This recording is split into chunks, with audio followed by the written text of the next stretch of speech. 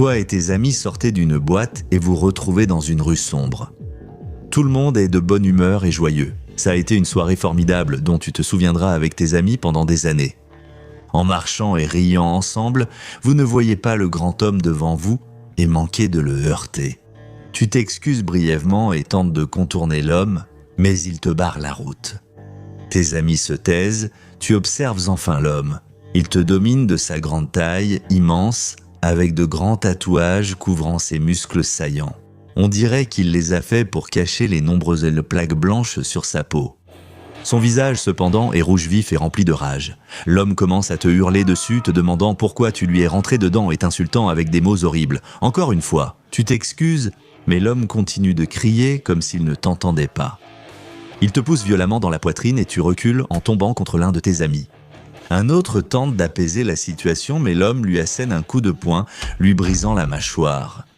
Une bagarre éclate, mais c'est plutôt un massacre. L'homme devient incontrôlable, frappant, donnant des coups de pied et mordant tout votre groupe. Sa force paraît irréelle, même pour quelqu'un d'aussi grand et musclé. Un videur tente de séparer la bagarre, mais il ne rivalise pas avec ce géant tatoué. Tu es resté au sol après qu'il t'a poussé, assistant à cette folie. Maintenant que tous sont à terre, blessés, il tourne de nouveau son attention vers toi. Tu te relèves vite, mais il t'attrape, te soulève et te jette dans des poubelles, te neutralisant. Tu ouvres les yeux et vois l'homme au-dessus de toi.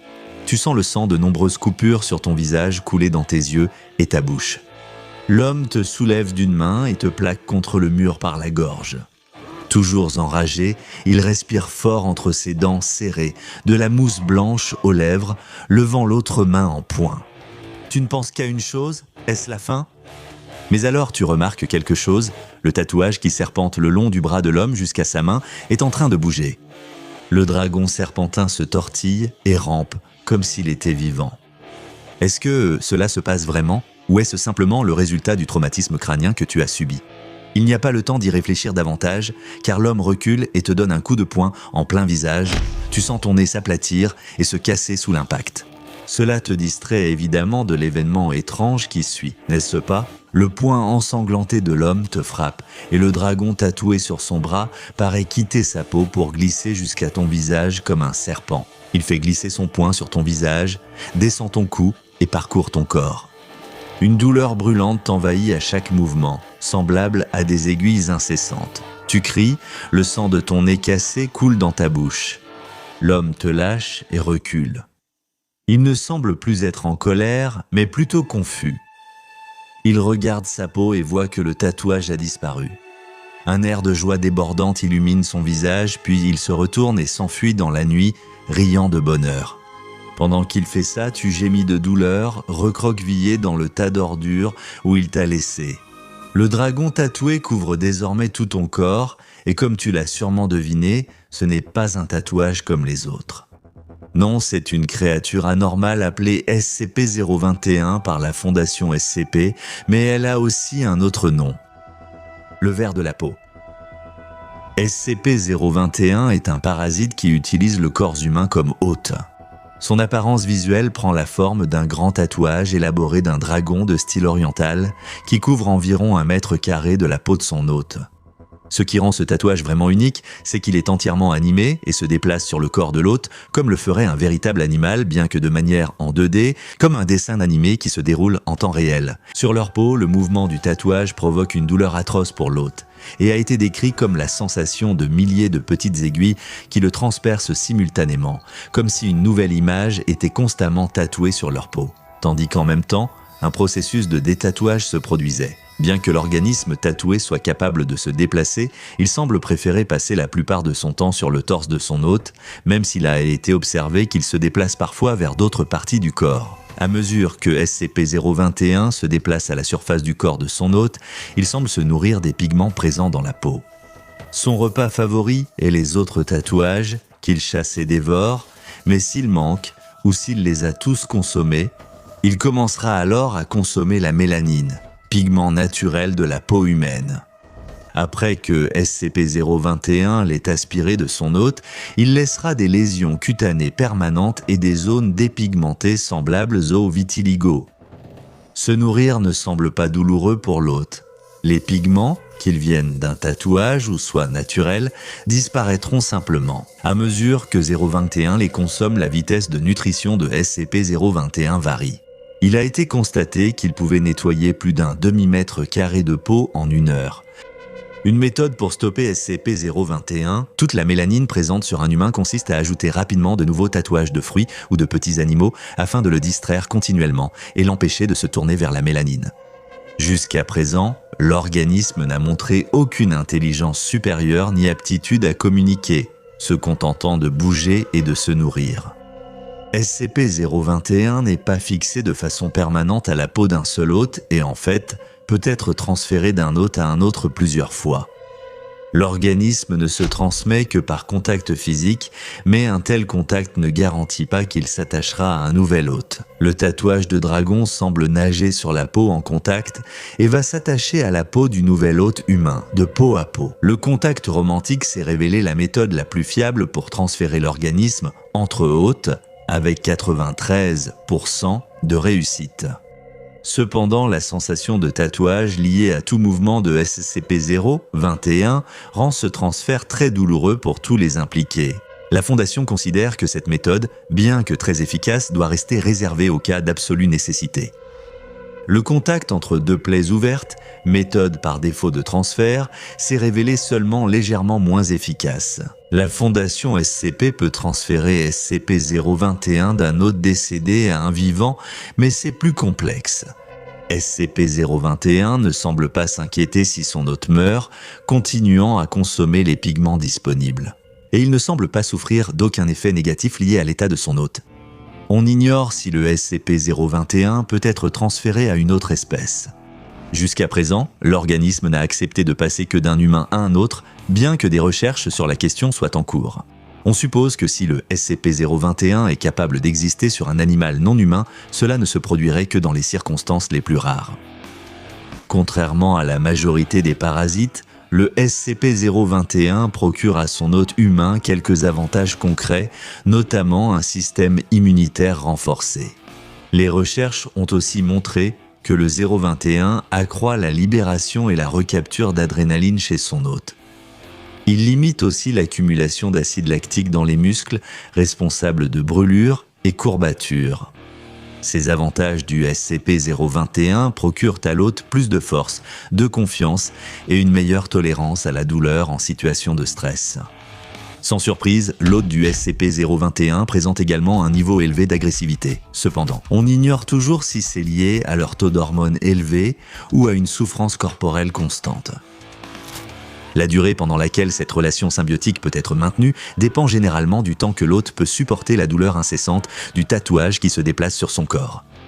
L'agonie persistante causée par SCP-021 a poussé plusieurs hôtes au suicide. Et dans quelques rares cas, ils ont également succombé à des infections cutanées mortelles, bien que celles-ci soient probablement dues aux plaies ouvertes causées par les hôtes qui se grattent la peau, plutôt qu'à quelque chose directement attribuable à l'organisme. SCP-021 est actuellement contenu sur le corps d'un membre du personnel de classe D, D139, qui est hébergé dans la cellule de détention standard 217A. Sa facilité d'utilisation sur un corps humain a valu son classement comme sûr. Seul le personnel de classe D est éligible pour être l'hôte de SCP-021 et la procédure opérationnelle actuelle consiste à permettre à l'organisme de vivre sur le corps du même hôte jusqu'à sa mort. La nature et l'origine de SCP-021 restent inconnues pour la Fondation, malgré des tentatives de retracer sa transmission avant confinement. On suppose que l'organisme pourrait avoir plusieurs centaines d'années, comme l'indique sa faible. SCP numéro 021 est l'un des SCP les plus anciens que la Fondation garde en confinement. Il s'est révélé être un outil pédagogique précieux pour les nouveaux chercheurs étudiant cette créature étrange vivant entièrement en 2 dimensions. Parler normalement avec quelqu'un qui menace de faire quelque chose d'horrible reste toujours surréaliste. Mais l'affaire d'aujourd'hui était plus étrange que toutes les autres. Le négociateur resserre les sangles de son gilet pare-balles, prenant quelques respirations courtes et rapides. Il l'a déjà fait une 12aine de fois, connaît les protocoles et lit les dossiers, mais rien ne le prépare vraiment à ce qu'il attend. Entrer dans la pièce, croiser le regard désespéré de quelqu'un et lui parler, suivi des 3 membres du recherche, assistance, intervention, dissuasion.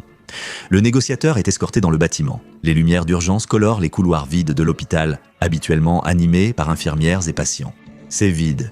Seuls les grincements des bottes de combat résonnent sur le sol lavé. Les médecins, ce sont ceux dont on attend qu'ils gardent la tête froide, qu'ils soient calmes, objectifs, raisonnables, sains d'esprit et qu'ils refusent de faire du mal à qui que ce soit. Le recherche, assistance, intervention, dissuasion se regroupent devant les portes de l'oncologie, leurs doigts tremblent sur les fusils, la sueur perle sur leur visage, leurs yeux. Après avoir prévenu l'homme à l'intérieur de l'arrivée de quelqu'un, il précise qu'il ne veut blesser personne. Le négociateur entre et fait face au chirurgien paniqué à l'intérieur. La lumière de son gilet révèle la terreur dans ses yeux et fait luire la sueur rouge sur son visage. Ça paraît artisanal, mais le câblage simple et les explosifs improvisés restent dangereux. Le négociateur prend une autre profonde inspiration. Pour la partie étrange, il se présente comme un nouveau voisin ou professeur de son fils. Agréable, amical, s'assurant que le chirurgien sache qu'il n'y a aucune raison de s'inquiéter alors qu'il tient le détonateur dans sa main tremblante et agitée, le chirurgien supplie le négociateur de ne pas faire un pas de plus. Plus près, il jure d'une voix tremblante que c'est pour son bien, un pas de plus, et il sera en danger.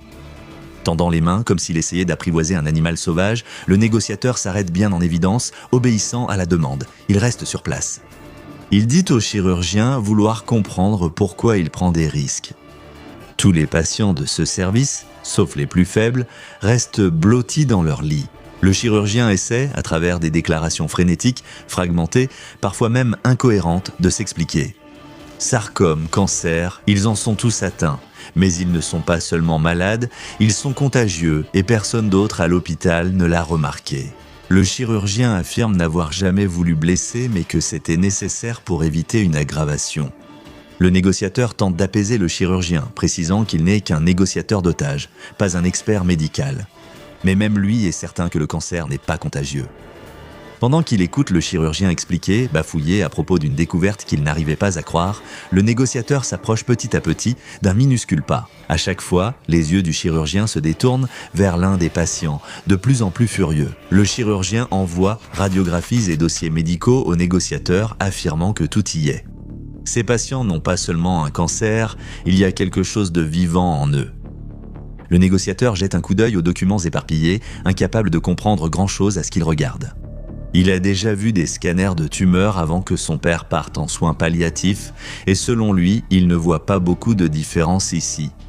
Peut-être quelques minuscules taches, certaines ressemblant à des tourbillons, des illusions d'optique au centre de certaines de ces images de tumeurs, quelques-unes ressemblent à des tentacules qui scrutent la pièce. Aucun des patients ne semble représenter une réelle menace.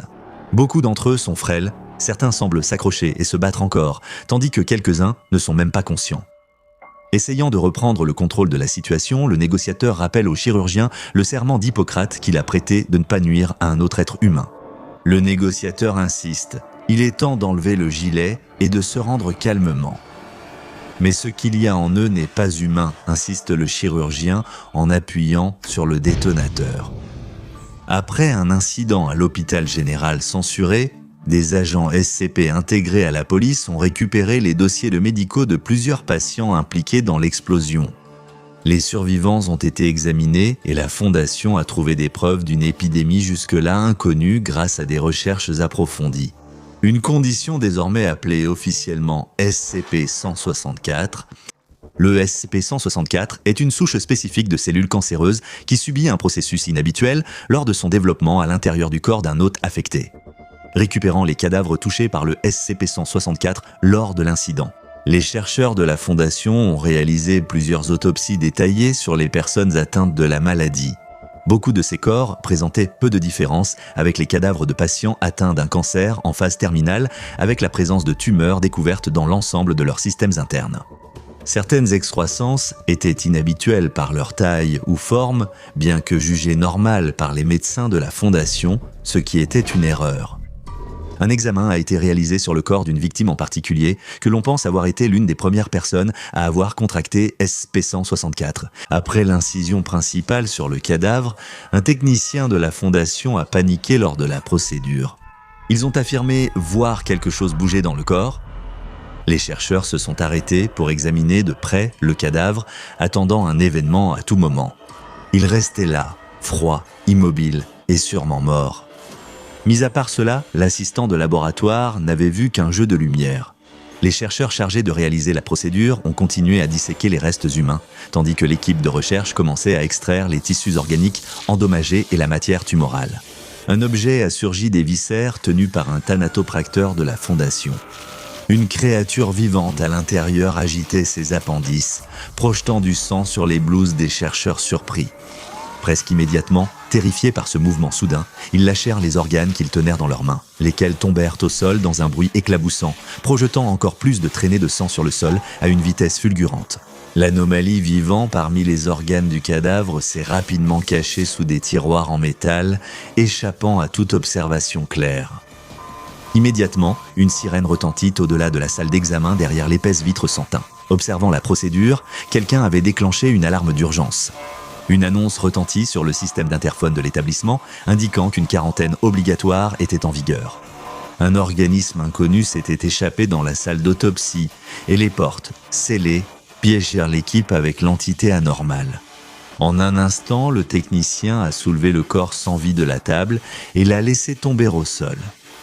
L'assistant, pris de panique après avoir détecté un mouvement, était debout sur la table d'examen, insultant les tiroirs où la créature se cachait dessous. Deux des équipes d'autopsie se mirent à crier sur la troisième, celle entre les mains de laquelle l'anomalie s'était trouvée, exigeant désespérément qu'on leur dise ce qu'était exactement cette chose. Le chercheur, qui ne l'avait tenu que quelques secondes, fixait ses gants chirurgicaux trempés de sang, répétant avec insistance qu'il n'avait aucune idée de ce qu'il avait tenu. Soudain, un bruit se fit entendre sous les tiroirs. Quoi que ce soit, c'était vivant. Le chercheur principal ouvrit brusquement un placard de la morgue, jeta des objets en désordre et saisit un balai au long manche. Il ordonna aux autres membres de l'équipe post-mortem de se placer derrière lui. Tout en tendant un seau vide à l'un d'eux, il lui dit d'abattre le seau sur la créature. Alors qu'il poussait le balai sous les tiroirs, le chercheur principal s'agenouilla et commença à manœuvrer le manche sans bien voir dessous. Peu de choses ressortaient à cause du manque de lumière blanche stérile de la pièce. À cette profondeur, cependant, alors qu'il faisait glisser prudemment le manche du balai en dessous, le chercheur était certain de sentir quelque chose bouger contre lui. Utilisant l'extrémité qu'il tenait dans ses mains, il le poussa à nouveau et sentit que cela se rétractait. Se tournant vers l'autre chercheur, qui tenait le seau vide retourné dans ses mains gantées, le chef de l'équipe fit un signe de tête discret, indiquant qu'il était temps de se préparer. Il agita brusquement le manche du balai, espérant que la créature fuirait chercher une nouvelle cachette dans la morgue. Au lieu de bouger, il attendait que le chercheur principal retire le manche pour frapper à nouveau. Quand l'autre bout du manche réapparut sous les tiroirs, l'assistant de laboratoire, encore debout sur la table d'examen, cria de nouveau. De longs tentacules agiles s'enroulèrent autour du manche, le serrant pendant que le chercheur principal retirait leur arme de fortune. Accroché à l'extrémité, un calmar semblait surpris. Au moment où ils se sont rendus compte que la créature s'agrippait au manche, le chercheur principal l'a instinctivement brandi dans un réflexe de surprise. Cela a projeté l'anomalie à travers la salle d'examen droit sur le technicien de laboratoire. En ouvrant la salle d'examen, l'équipe de confinement a découvert les chercheurs tentant désespérément de retirer le calmar du visage du technicien. Après la quarantaine et le dépistage, l'assistant a eu des consultations avec le conseiller agréé par la Fondation. Comportementalement, ils semblent en grande partie indemnes de l'incident, à l'exception d'une occasion où ils ont eu une réaction de panique importante lors du service de calmar à la cafétéria du site. Après analyse de la créature neutralisée, la Fondation a conclu que le SCP-164 possède des informations cellulaires principalement issues de l'acide désoxyribonucléique humain. Les cellules responsables de l'infection existeraient comme un parasite unicellulaire capable de se reproduire asexuellement. Des tests ont montré que le SCP-164 peut provoquer de grosses tumeurs chez les hôtes exposés, similaires au sarcome des tissus mous ou des os. Ce qui distingue le SCP-164, ce sont ses symptômes plus uniques.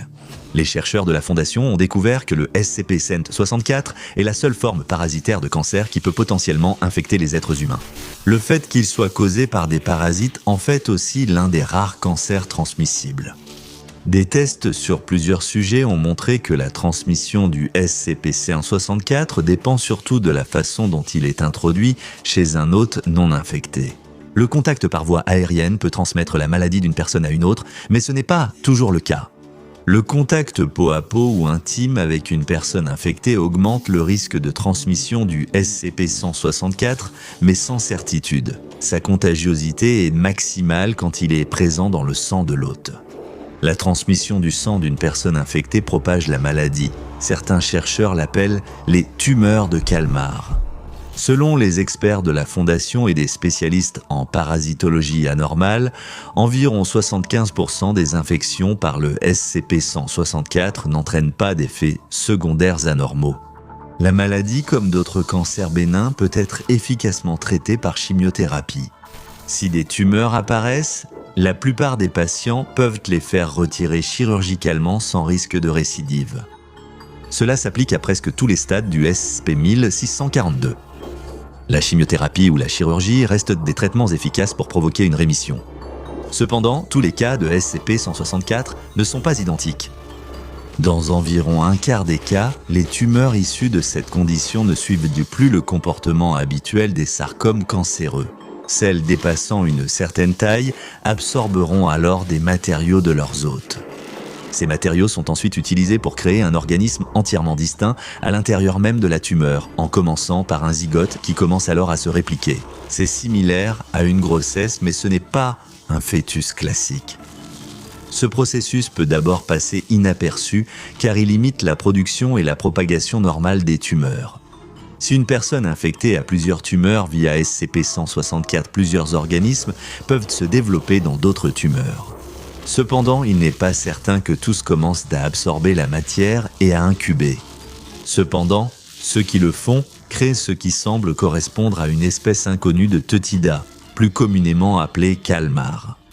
À maturité, ces organismes anormaux semblent sans lien avec les tumeurs d'origine. Il est encore possible d'extraire chirurgicalement ces organismes en parfait état, bien que le processus représente un danger important pour l'hôte humain tant qu'ils restent à l'intérieur des tumeurs. Ces organismes, surnommés SCP-164-2, continueront de croître à un rythme régulier, mais ne bougeront pas beaucoup, ni ne changeront de position à moins que l'hôte ne soit tué. Les spécimens qui ont été extraits avec succès par les chirurgiens de la Fondation ont été placés dans l'eau et se sont avérés capables de survivre dans ces conditions. Une fois placés dans un environnement aquatique, les instances de SCP-164-2 seront capables de se déplacer, d'attraper et de manger des proies, d'assurer une défense basique et de se reproduire. En raison du développement souvent indétectable de SCP-164-2 chez un hôte, la plupart des cas de SCP-164 sont mal diagnostiqués par les médecins civils. Parfois, ces organismes ressemblant à des calmars sont détectés uniquement après une biopsie ou une intervention chirurgicale sur un hôte. La Fondation a testé SCP-164 sur plusieurs sujets de classe D volontairement infectés lors de l'examen. Les chercheurs ont constaté que les SCP-164-2 interagissent souvent de façon inattendue avec la physiologie humaine. Lors d'un test, un membre du personnel de classe D de 23 ans a contracté SCP-164 après une transfusion sanguine. Les chercheurs ont reçu pour instruction de lui injecter du sang provenant d'une victime connue de SCP-164. Dans ce cas, le sujet de test de classe D a développé des tumeurs dans les parois utérines, que son corps a reconnues et auxquelles il a réagi comme si elles portaient un fœtus humain. Après 9 mois, le sujet a été transporté d'urgence dans une installation de la Fondation pour accoucher. Les médecins de la Fondation ont retiré SCP-164-2 après avoir sédaté le sujet de classe D. Pour calmer sa terreur, des amnésiques ont été donnés pour effacer l'incident de sa mémoire. Son enfant était l'un des SCP-164-2 observés en milieu marin pour éviter toute complication. Après un traitement amnésique, la personne a été informée de sa participation à un test confidentiel de la Fondation durant 9 mois. Elle pourrait ressentir un inconfort physique rapidement après. Observation des effets du SCP-164 sur un sujet de classe D masculin de 30 ans. Les médecins ont constaté que l'affection entraînait des tumeurs le long de sa moelle épinière. Cela perturbait dangereusement son système nerveux central. À mesure que les tumeurs et organismes internes grandissaient et se propageaient, le sujet et les spécimens sur son dos ont été étroitement surveillés. Les chercheurs ont vite constaté qu'à chaque déplacement d'une instance de SCP-164-2, cela provoquait des mouvements réflexes incontrôlables chez le sujet de classe D. Les experts pensent que le système nerveux du sujet s'est interconnecté à celui des organismes à mesure que de nouvelles tumeurs apparaissaient. Une biopsie a été réalisée, l'activité observée dans l'échantillon confirmait fortement cette théorie. La Fondation attend l'avis du comité d'éthique avant toute hybridation, mais il existe déjà d'autres expériences avec SCP-164, dont un troisième test important. Encore une fois, un membre de la classe D a été choisi selon son dossier médical.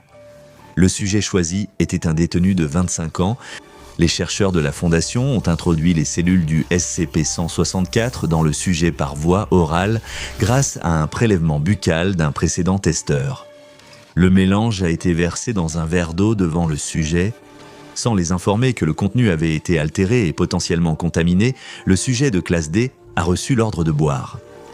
Dès l'apparition des symptômes de SCP-164, le sujet a été immédiatement observé. Un examen complet de leur état a révélé que, dans leur cas, des tumeurs avaient commencé à se former près de leur œsophage et de la trachée. Les chercheurs pensent que les cellules de SCP-164 commencent à former des excroissances là où elles entrent en contact dans le corps. Cependant, ce cas isolé reste insuffisant pour confirmer cette théorie. Des tentatives ont été faites pour prédire et cartographier l'endroit du corps d'une personne infectée où les tumeurs de SCP-164 commenceront à se développer. Cependant, jusqu'à présent, il semble que l'apparition des tumeurs soit aléatoire. Ce sujet a été remarquable durant cette expérience. Non pas parce qu'ils étaient entrés en contact avec SCP-164 par voie orale et avaient développé des tumeurs près de la même zone du corps, mais plutôt à cause de la nature même des tumeurs. Bien qu'indistincte des autres cas, SCP-164, la localisation des tumeurs aurait dû causer de graves problèmes de santé. À savoir que dans des circonstances normales, étant donné la taille des tumeurs tapissant l'œsophage et la trachée, le sujet aurait été incapable de respirer. Un examen approfondi a montré que ses voies respiratoires étaient presque complètement bloquées par une tumeur. Toutes les preuves observables suggéraient que ce cas de SCP-164 était probablement fatal, et pourtant le sujet a survécu. En suivant la croissance de ces tumeurs, il est apparu que leur développement avait changé, voire légèrement régressé, alors même que le sujet ne recevait aucun traitement pour cette condition anormale. Des scanners ont révélé que les excroissances avaient migré à l'arrière du cou, empêchant la mort du sujet D par manque d'oxygène. Le docteur Caviardet de la Fondation pense que SCP-164 en est la cause directe. Il a avancé l'hypothèse que la condition, ou peut-être les organismes eux-mêmes se développant à l'intérieur des tumeurs, pouvaient adopter une forme d'action délibérée afin d'augmenter la longévité de leurs hôtes. À ce jour, aucun autre cas notable d'altération physiologique similaire chez des personnes infectées par SCP-164 n'a été observé. La nécessité pour ces organismes similaires aux calmars de protéger leurs hôtes et leur évolution à se propager via un cancer du type sarcome restent des mystères pour les chercheurs de la Fondation. Des procédures spéciales de confinement ont été instaurées pour limiter de futures épidémies de tumeurs de type calmar et étudier cette affection. La Fondation conserve plusieurs cultures de SCP-164 en sécurité selon les procédures de classe 3 pour risques biologiques. Elle requiert de stocker les cultures actives dans une unité de bioconfinement à 10 degrés Celsius. L'objectif est de garder assez d'échantillons vivants de cellules anormales pour les tests, tout en évitant leur propagation chez l'homme.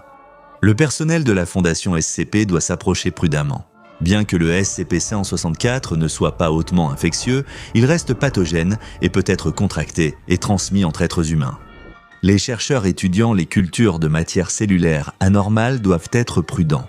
La Fondation rappelle au personnel que porter des gants en latex stérile et des masques faciaux prévient la propagation des maladies, et cela inclut les affections anormales comme les tumeurs de calmar. Si des membres du personnel de la Fondation entrent en contact accidentel avec SCP-164 et contractent la condition, ils devront se soumettre à un traitement obligatoire de chimiothérapie d'une durée de 6 mois. Commençant immédiatement après l'apparition des premiers symptômes. Une chirurgie pourra être proposée après évaluation par des experts en oncologie approuvés par la Fondation. Toute apparition de SCP-164 parmi le public doit suivre la procédure de la Fondation. Dissimuler toute preuve d'infection civile et transférer les matériaux contagieux au site des Caviardet pour examen et test. SCP-1363 pose un défi unique à notre compréhension des dangers biologiques. C'est un virus à acide ribonucléique très contagieux qui cible précisément les tissus épithéliaux humains. L'exposition initiale mène à la phase prodromique, marquée par un goût métallique et des maux de tête persistants. En quelques jours, des lésions inquiétantes, semblables à des éraflures mais indolores, apparaissent sur leur peau. C'est durant la phase chronique que SCP-1363 montre sa vraie nature. Les lésions forment des mots et phrases cohérents, apparemment transmis par deux entités distinctes dans le virus, nommées SCP-1003, 163-1A et SCP-1003-163-1B. Ces entités discutent, semblant avoir une conscience et des connaissances du milieu du XXe siècle, surtout en physique nucléaire, vestiges de leurs origines au laboratoire national de Los Alamos. Leur comportement amical masque le danger mortel du virus, provoquant de graves effets systémiques, parfois la mort. C'est pourquoi le confinement est essentiel. SCP-1363 ne contamine pas que les corps, il s'immisce aussi dans les récits, semant le désespoir. Comprendre SCP-1363 relève autant de la science que d'une course contre l'histoire. En 1946, dans une petite ville baignée de lumière, une jeune fille vive se rendait à l'école. Le chemin serpentait sur des routes de campagne bordées de vestiges d'automne. En approchant d'un virage étroit, la jeune fille vit un homme titubant et marmonnant seul. Ses bras étaient couverts d'étranges marques qui semblaient bouger et se déplacer. Curieuse mais prudente, la jeune fille ralentit, observant l'étrange scène. L'homme, absorbé par son malaise, trébucha soudain vers elle. Par réflexe, la jeune fille leva la main, touchant une lésion sur le bras de l'homme.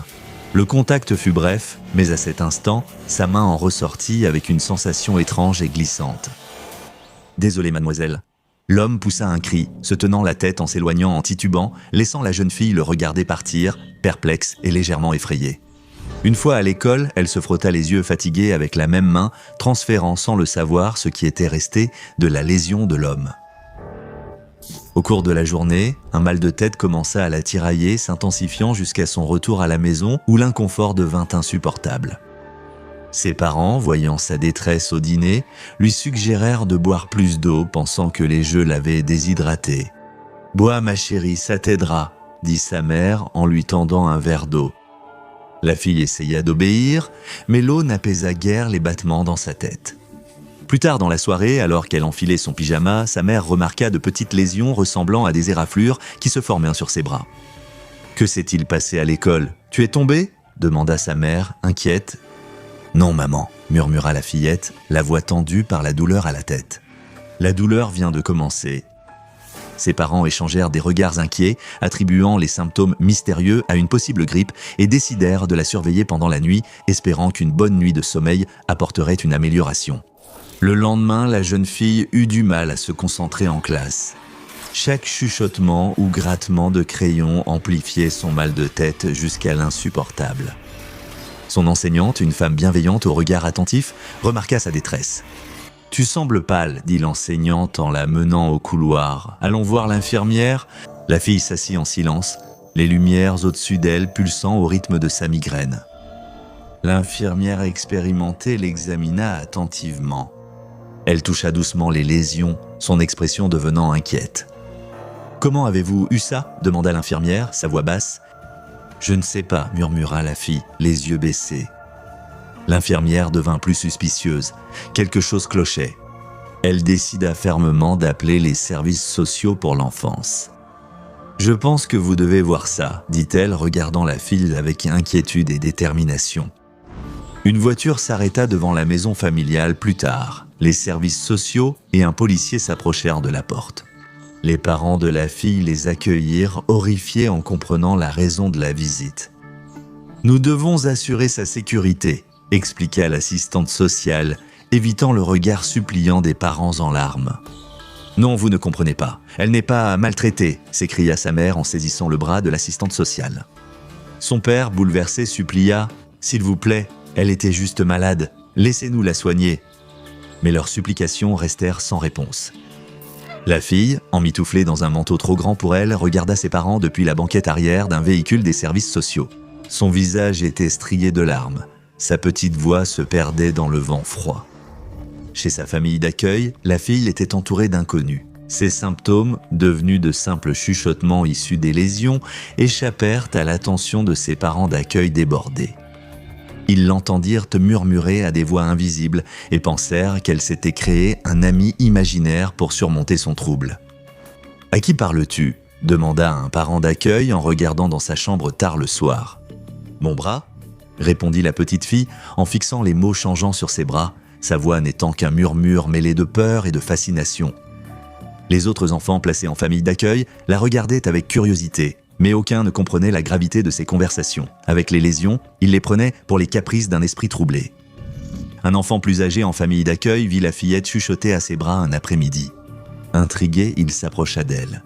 « À quoi tu joues » demanda-t-il en observant les motifs sur sa peau. « Ce n'est pas un jeu » murmura-t-elle, mais il était trop fasciné pour l'écouter. « Je peux essayer » insista-t-il, tendant la main vers les lésions avant qu'elle l'arrête. Ses doigts suivirent les mots et il rit. Cool. C'est comme de la magie. Mais le rire s'est vite estompé.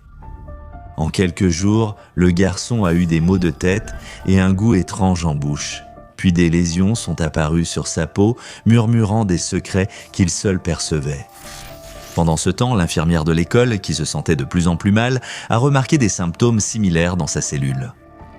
Se souvenant de la fille et des lésions, elle s'alarma. Les mains tremblantes, elle appela le Centers for Disease Control and Prevention, décrivant avec urgence les symptômes et ses craintes. « Quelque chose ne va pas », expliqua-t-elle, « la maladie semble se transmettre par les mots. » Sous couvert d'agents de santé publique, des agents de la fondation SCP arrivèrent en ville. Présents, calmes mais autoritaires, ils circulaient avec détermination, surveillant les habitants, surtout ceux montrant les symptômes du SCP-1000-363. Les agents recueillaient méticuleusement des données, se fondant dans la masse, tout en restant à l'écart, leurs notes devenant un catalogue de l'épidémie en cours. Ils confirmèrent vite la présence d'un agent infectieux anormal. SCP-1000-363 fut rapidement attribué et le travail débuta. Initier le confinement, ordonna un agent.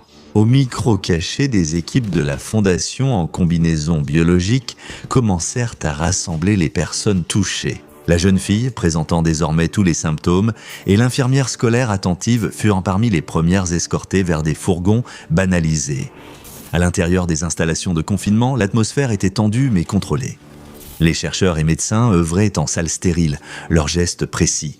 Entièrement protégés, ils examinaient chaque patient avec précision, évitant tout contact pouvant transmettre la contagion. De retour en ville, une quarantaine subtile était imposée. Les rues jadis animées devinrent silencieuses, seul le personnel de la fondation et leurs véhicules banalisés y apparaissaient au parfois. Les habitants observaient derrière les rideaux, chuchotant des rumeurs, et la peur flottait dans l'air. « Que se passe-t-il » demanda un habitant en voyant un voisin escorté par des hommes en costume. « J'ai entendu dire que c'est une nouvelle grippe » répondit l'autre, la voix basse et incertaine. À mesure que la présence de la fondation devenait plus visible, la réalité de la situation commença à s'imposer. Pour les habitants de la ville, ils se trouvaient à l'épicentre de quelque chose de bien plus qu'ordinaire, une maladie mystérieuse qu'on ne pouvait plus ignorer. La ville, désormais sous l'œil vigilant de la fondation, se préparait alors que la quarantaine silencieuse resserrait une étreinte protectrice mêlant sécurité et un murmure de quelque chose de plus sombre. Au centre de confinement, l'activité scientifique battait son plein pendant que les chercheurs surveillaient l'évolution du SCP-1000-363. L'atmosphère était tendue, chaque membre de l'équipe conscient de la nature inhabituelle et dangereuse de leur sujet. Dans une salle sécurisée, un médecin de la fondation s'apprêtait à interroger la jeune fille sur ses lésions au bras. La scène était inhabituelle. Une caméra filmait la jeune fille, un micro captait chaque murmure des marques conscientes. « Commençons », dit le docteur calmement. Malgré l'étrangeté de la tâche, il s'adressa aux légions, stylo prêt à noter leurs réponses. « Pouvez-vous me comprendre ?» Les lésions formèrent des mots sur la peau de la jeune fille. « Oui », dirent-ils, les mots changeant lentement sur son bras. « Comment communiquez-vous » Le docteur continua fasciné, mais avec le détachement clinique requis pour ses notes. À travers elles, les lésions formèrent la réponse, indiquant leur hôte. Le docteur nota la réponse, puis posa une autre question. « Que voulez-vous » ? « Exister Les lésions répondirent d'une manière si glaçante que la pièce sembla perdre 1 degré. Pendant l'entretien, les chercheurs derrière la vitre observaient et prenaient des notes, mêlant curiosité et inquiétude. Chaque réponse était analysée, des théories circulaient sur les implications de cette communication. La jeune fille restait assise, l'air résigné et mal à l'aise. Habituée aux sensations étranges de sa peau qui parlait, sa peur persistait dans son regard. La séance se poursuivit, le docteur sondant doucement pour obtenir plus d'informations sur les origines et les désirs de SCP-1363-1, les entités vivant à l'intérieur du virus. Chaque réponse les rapprochait de la vérité, mais le mystère biologique de SCP-1363 persistait à la fin de la journée.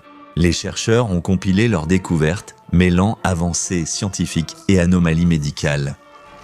Le centre de confinement vibrait d'énergie et d'une conscience du chemin à parcourir. La jeune fille fut reconduite dans sa chambre, ses bras murmurant des secrets que seule la Fondation percevait. SCP-1363 n'est pas qu'une anomalie médicale, c'est aussi une fenêtre sur la complexité des maladies infectieuses et leur lien avec la psychologie humaine. Après les phases aiguës et chroniques, le virus passe à la phase de convalescence. À ce moment, les niveaux sanguins de SCP-1363 baissent, ce qui résout progressivement les symptômes. La plupart des sujets se rétablissent complètement en 1 mois, mais ne sous-estimons pas les séquelles psychologiques laissées derrière eux. Le virus part, mais l'impact reste. Les survivants signalent souvent anxiété, cauchemars et parfois des hallucinations persistantes. Cela rappelle la force du virus. Discutons-en. SCP-1363 est confiné au site de biorecherche Santin sous des protocoles de biosécurité stricts. L'unité est conçue pour empêcher toute fuite avec des redondances multiples. Toutes les précautions sont prises pour empêcher le SCP-1363 de quitter sa cellule de confinement. Cela comprend des filtres à air spéciaux, des portes à double étanchéité et des contrôles de santé réguliers pour le personnel concerné. L'épidémie de 1946 nous a appris des leçons précieuses sur le confinement et la gestion de crise. Nous avons utilisé ces leçons pour renforcer nos protocoles et garantir la sécurité du public et de nos recherches. Nous poursuivons l'étude de SCP-1363 afin de comprendre, contenir et atténuer. Les enjeux sont grands, mais notre engagement à protéger l'humanité l'est aussi. Ceci conclut notre briefing. Rappelez-vous, la vigilance est essentielle, à moins que vous ne vouliez que votre prochaine éruption cutanée révèle vos secrets. 18 juillet 2014. Le calme de la journée a été soudain troublé par un rapport paniqué à la radio. Des civils en danger nécessitent une aide urgente.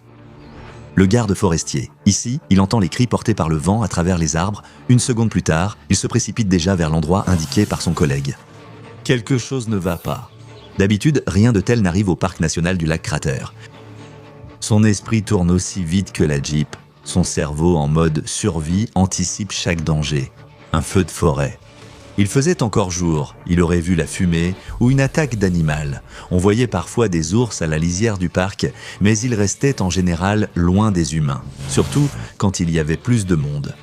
En juillet, il y avait assez de monde pour éloigner tout animal égaré. Chaque prédiction ramenait la même question. Que se passait-il ? Près de la lisière, une autre garde forestière armée fait signe à la voiture de s'arrêter. Déjà, le flou du rapport était inquiétant, mais voir une autre garde forestière armée d'un fusil à pompe l'était encore plus. Ils étaient en territoire d'ours. Il n'était pas rare que l'un d'eux ait parfois besoin d'une arme pour éloigner les ours, mais cela restait exceptionnel. Au lac du cratère, il freine, saute de la Jeep, et le garde forestier court vers sa collègue qui se cache derrière un arbre.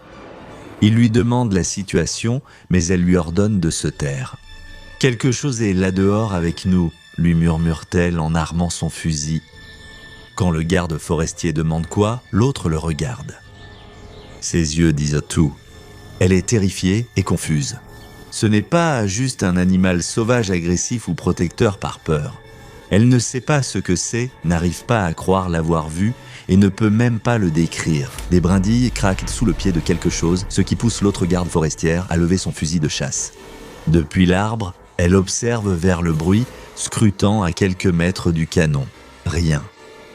Le garde forestier jette un coup d'œil lui-même, pas vraiment pressé de voir ce que c'est, mais incapable de réprimer sa propre curiosité. Il aperçoit quelque chose, rien de plus qu'une silhouette passant entre les arbres, la prenant presque pour une branche, se déplaçant simplement dans la brise légère. Il tape sur l'épaule de l'autre garde et l'alerte. Quoi que ce soit, c'est proche et ça semble marcher comme un homme. L'autre garde regarde. En une seconde, elle lève son fusil à pompe et tire. Une décharge de chevrotine jaillit du canon, provoquant un sifflement aigu assourdissant dans les oreilles du garde forestier.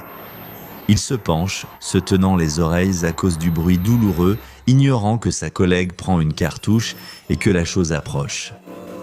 C'est seulement quand il lève les yeux, alors que son ouïe revient. Maintenant, revenons à la créature étrange dans la forêt.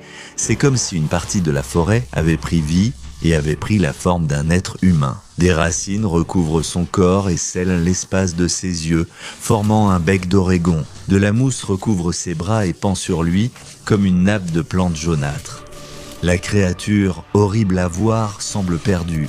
Elle avance en trébuchant, bras tendus, cherchant à tâtons autour d'elle. Et le garde forestier se rend compte qu'elle ne peut pas voir. Une cartouche s'enclenche dans le fusil à pompe, la glissière tire la chambre, l'autre garde lève son arme. Elle ajuste son tir pour ne pas rater, vise la monstruosité couverte de mousse au centre et presse la détente. Une force venue d'en bas soulève le canon du fusil vers la cime des arbres. Une autre détonation assourdissante retentit, faisant s'envoler les oiseaux des environs hors de leur nid, pris de panique. Le garde forestier tient son arme levée malgré les protestations de sa collègue. Ou les gouttes de sang qui s'écoulent le long de son cou depuis ses propres tympans, il jette un coup d'œil par-dessus son épaule alors que, quelle que soit la chose, elle s'enfuit terrorisée. Effrayée par le tir, la créature fuit entre les arbres, les heurtant en avançant hésitante. Peu après, d'autres gardes forestiers arrivent et annoncent qu'ils reprennent la recherche de la créature aperçue près du parc national de Crater Lake. Ces gardes forestiers paraissent étranges, en uniforme complet, mais le garde du parc ne reconnaît pas leur visage. Ils semblent totalement nouveaux. Pourtant, aucun n'est perturbé par la situation. Il semblait aussi vouloir interroger tous les visiteurs ayant vu la créature que la retrouver. C'était presque comme s'il ne voulait pas que l'information se répande. Le garde forestier décide qu'il ne peut plus garder le silence et fait part de ses inquiétudes aux nouveaux venus. Il leur dit qu'il ne pense pas que ce qui rôde dehors soit une sorte de monstre, il pense que c'est humain. Les nouveaux gardes le remercient, mais assurent qu'il gère la situation désormais. Il ignorait qu'il s'agissait d'agents de la Fondation SCP, pas de gardes forestiers. Ils ont rejoint les gardes des parcs nationaux pour contenir le SCP-3 1310. Un rondin flottant sur le lac du cratère contiendrait la divinité Yao, capable de provoquer des phénomènes météorologiques dangereux s'il n'est pas laissé libre. Un appel du commandement SCP signale qu'une entité attaque des civils, justement dans le même parc où il se trouve. Quelques agents sont envoyés pour enquêter et contenir la créature à temps. Les témoins civils, dont les gardes forestiers ayant tenté de tuer l'entité, ont été interrogés, soumis à des amnésiques, puis relâchés, comme si rien d'inhabituel n'était arrivé. Des équipes sont déployées et la recherche de la créature est rapide. En moins de 2 heures, les agents ont trouvé ce qu'ils voulaient. Ce n'est pas une créature, mais une personne. Il s'appelle Zach Herman. Il le trouve recroquevillé sous une alcôve près du bord du lac, sa peau couverte de mousse lui offrant un camouflage presque parfait pour se fondre dans son environnement forestier. Seul le bruit de ses sanglots effrayés le trahit. Les agents de la Fondation n'ont pas été autorisés à le neutraliser sur place.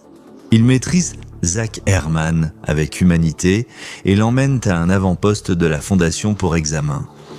SCP-3, 1462 entités humanoïdes anormales, réside dans un vidéoclub blockbuster délabré à Bend, Oregon. La zone a été bouclée et régulièrement patrouillée par le personnel de la Fondation. C'est donc l'endroit idéal pour emmener Zach et découvrir ce qui lui est arrivé. Après examen approfondi au poste avancé de la Fondation, on découvre que Zach Herman possède plusieurs racines non identifiées traversant sa peau et ses organes. Étant donné le danger que cela représente pour sa vie, il est immédiatement conduit au bloc opératoire pour subir une intervention chirurgicale d'urgence. La Fondation tente de sauver l'homme pendant 18 heures. À ce moment-là, les chirurgiens décident qu'il n'est ni sage ni possible de retirer toutes les racines en une seule fois. Alors ils se concentrent plutôt sur l'élimination de celles qui avaient poussé. Après 7 heures de chirurgie intensive sur ses yeux, narines, conduits auditifs et gorge, Zach Herman est toujours en vie. Il n'est pas guéri, mais les racines qui couvraient une grande partie de son visage ont au moins été retirées après stabilisation. C'est alors qu'il est transféré au site 56 où la fondation prévoit de mener d'autres opérations pour retirer les excroissances de son corps. Ils interrogent Zach sur son expérience, mais restent perplexes sur la cause de sa transformation en monstre de mousse. D'où provenaient ces racines? Et que représentait exactement SCP-7185? La chercheuse Charlie Canley doit interroger Zach Herman entre ses procédures et s'empresse de découvrir son histoire. Oak Ridge, Oregon, à 60 miles au nord du parc de Crater Lake, où Zach sera retrouvé. Il y décrit l'horrible mutation en cours. Ses racines poussant sur ses yeux, sa vision était altérée. Il n'a aucune idée d'où il va jusqu'à ce qu'il finisse par se retrouver au lac du cratère, effrayé, seul et méconnaissable. Et comme il le décrit, il n'était pas le seul. Avant sa mutation, Zach dit avoir vu la même chose arriver à Kellen Herman, son mari. Le couple et d'autres personnes sont dans une petite ville de l'Oregon. Pour y accéder, rendez-vous au lac Hills Creek, puis suivez la route Hills Creek vers le sud jusqu'au panneau routier Beard. L'endroit est resté abandonné en ruine pendant 70 ans, exposé aux éléments. La plupart des routes vers la zone sont bloquées par un glissement de terrain, laissant la ville totalement vide d'humains. Avant que Zach et ses amis n'arrivent à Beard, ils sont 6. Zach, son mari Kellen, Azrael, Mark, Ange et Caleb. Après avoir répondu à une annonce sur Craigslist, le groupe est venu à Beard, embauché par Sean pour explorer la ville abandonnée. Ils ramassent tout ce qui pourrait potentiellement avoir de la valeur, du métal de récupération et des objets de valeur intacte. Tant qu'ils peuvent être revendus, cela vaut la peine de les garder. Sean apporte chaque mois nourriture et provisions au groupe qui fouille. Ils espèrent toujours avoir une boisson lors de leur moment de détente sans jamais l'obtenir. En explorant une usine abandonnée, ils découvrent quelque chose et Zach cherche une autre source de bière pour le groupe. Ce qu'ils trouvent, c'est une étrange machine bleue avec des leviers. En les actionnant, ils découvrent qu'elle distribue des échantillons d'un liquide étonnamment vert. Aucun membre du groupe ne boit avant qu'Ange ne découvre un vieux journal des années 1930. Il explique que les propriétaires de l'usine donnaient le liquide à leurs ouvriers et n'ont arrêté que quand ceux-ci ont cessé de s'enivrer. Prenant cela comme signe que le liquide était sans danger à boire, le groupe décida que chacun prendrait une gorgée du liquide vert. Au début, aucun ne ressent de changement. C'est assez anticlimatique. Peu de temps après, cependant, ils commencent à se sentir plein d'énergie, plus alertes et éveillés beaucoup plus longtemps, sans ressentir la fatigue habituelle que cela aurait dû entraîner. Cela les aide à explorer la ville plus vite, ce dont ils sont reconnaissants. Après une semaine, aucun ne veut dormir. Ils guérissaient même de leurs blessures de plus rapidement. De petites coupures se refermaient en quelques minutes, les bleus disparaissaient presque aussi vite qu'ils apparaissaient. Au bout d'environ un mois, les effets secondaires négatifs commencent. Ils se manifestent d'abord par de petits symptômes, le groupe ressentant diverses douleurs corporelles qui deviennent progressivement bien pires. Cela les affecte aussi chacun différemment. Zach commence à ressentir une oppression dans la poitrine, tandis que Caleb développe une forte fièvre qui le laisse à peine capable de fonctionner. Les cheveux de Mark et Angel tombent aussi en grande quantité, peu après que Caleb, dont les symptômes s'aggravent en premier, subisse le même sort. Après la chute de ses cheveux, sa peau commence à faire de même. Elle pèle et rougit. Ensuite, Sean arrive à Beard, selon les informations données par Zach lors de ses entretiens avec la fondation. Leur employeur allait en ville en voiture tous les 3 mois pour récupérer tout objet de valeur. Le groupe s'est rétabli, tous souffrant des mêmes effets néfastes. Le liquide bu venait de ceux du groupe encore debout. Il court vers Sean et le supplie de les aider. En les voyant, il part en voiture, les laissant. 4 jours après le départ de Sean, le groupe est brusquement réveillé par des cris nocturnes. C'est Caleb, il est en feu et paniqué. Les autres tentent de l'aider en lui versant de l'eau pour éteindre les flammes. Cela semble fonctionner, mais il ne faut que quelques minutes avant que le feu ne reprenne. Ils essaient tout de même de l'emmener jusqu'au ruisseau qui traverse la ville, mais immerger Caleb dans l'eau ne fait que provoquer l'apparition de cloques énormes sur sa peau qui éclatent douloureusement. Le maintenir sous l'eau a échoué. Il devait toujours remonter pour respirer et a repris feu. Hors de l'eau, il ne pouvait plus rien faire pour le sauver, il brûlait toujours. Caleb est le premier du groupe à mourir. Il n'est pas clair quand cela s'est produit. En enquêtant sur la zone, la Fondation récupère des extraits fragmentés de journal écrits par Azraël, dans lesquels les autres attribuent tous la mort de Caleb à son système immunitaire faible. Mais normalement, les maladies ne font pas que les gens prennent feu spontanément. Au matin, il ne reste qu'un cadavre carbonisé que le groupe enterre près de l'usine. Après la mort de Caleb, Zach doit partir, tenu responsable par les autres et se sentant lui-même coupable. Il a l'intention de trouver un autre moyen d'obtenir de l'aide pour le reste du groupe. Kellen le rejoint et ils quittent The Beard ensemble. Pendant ce temps, Angel, Mark et Azrael cherchent leur propre moyen de sortir de la ville, mais en vain. Presque aucune route n'est accessible à pied, et celles qui le sont mènent seulement à des propriétés abandonnées près des bois de Beard. Selon le journal d'Azrael, ils concentrent leurs efforts sur la recherche d'un remède à ce qu'ils ont bu. Ce n'est pas beaucoup plus réussi.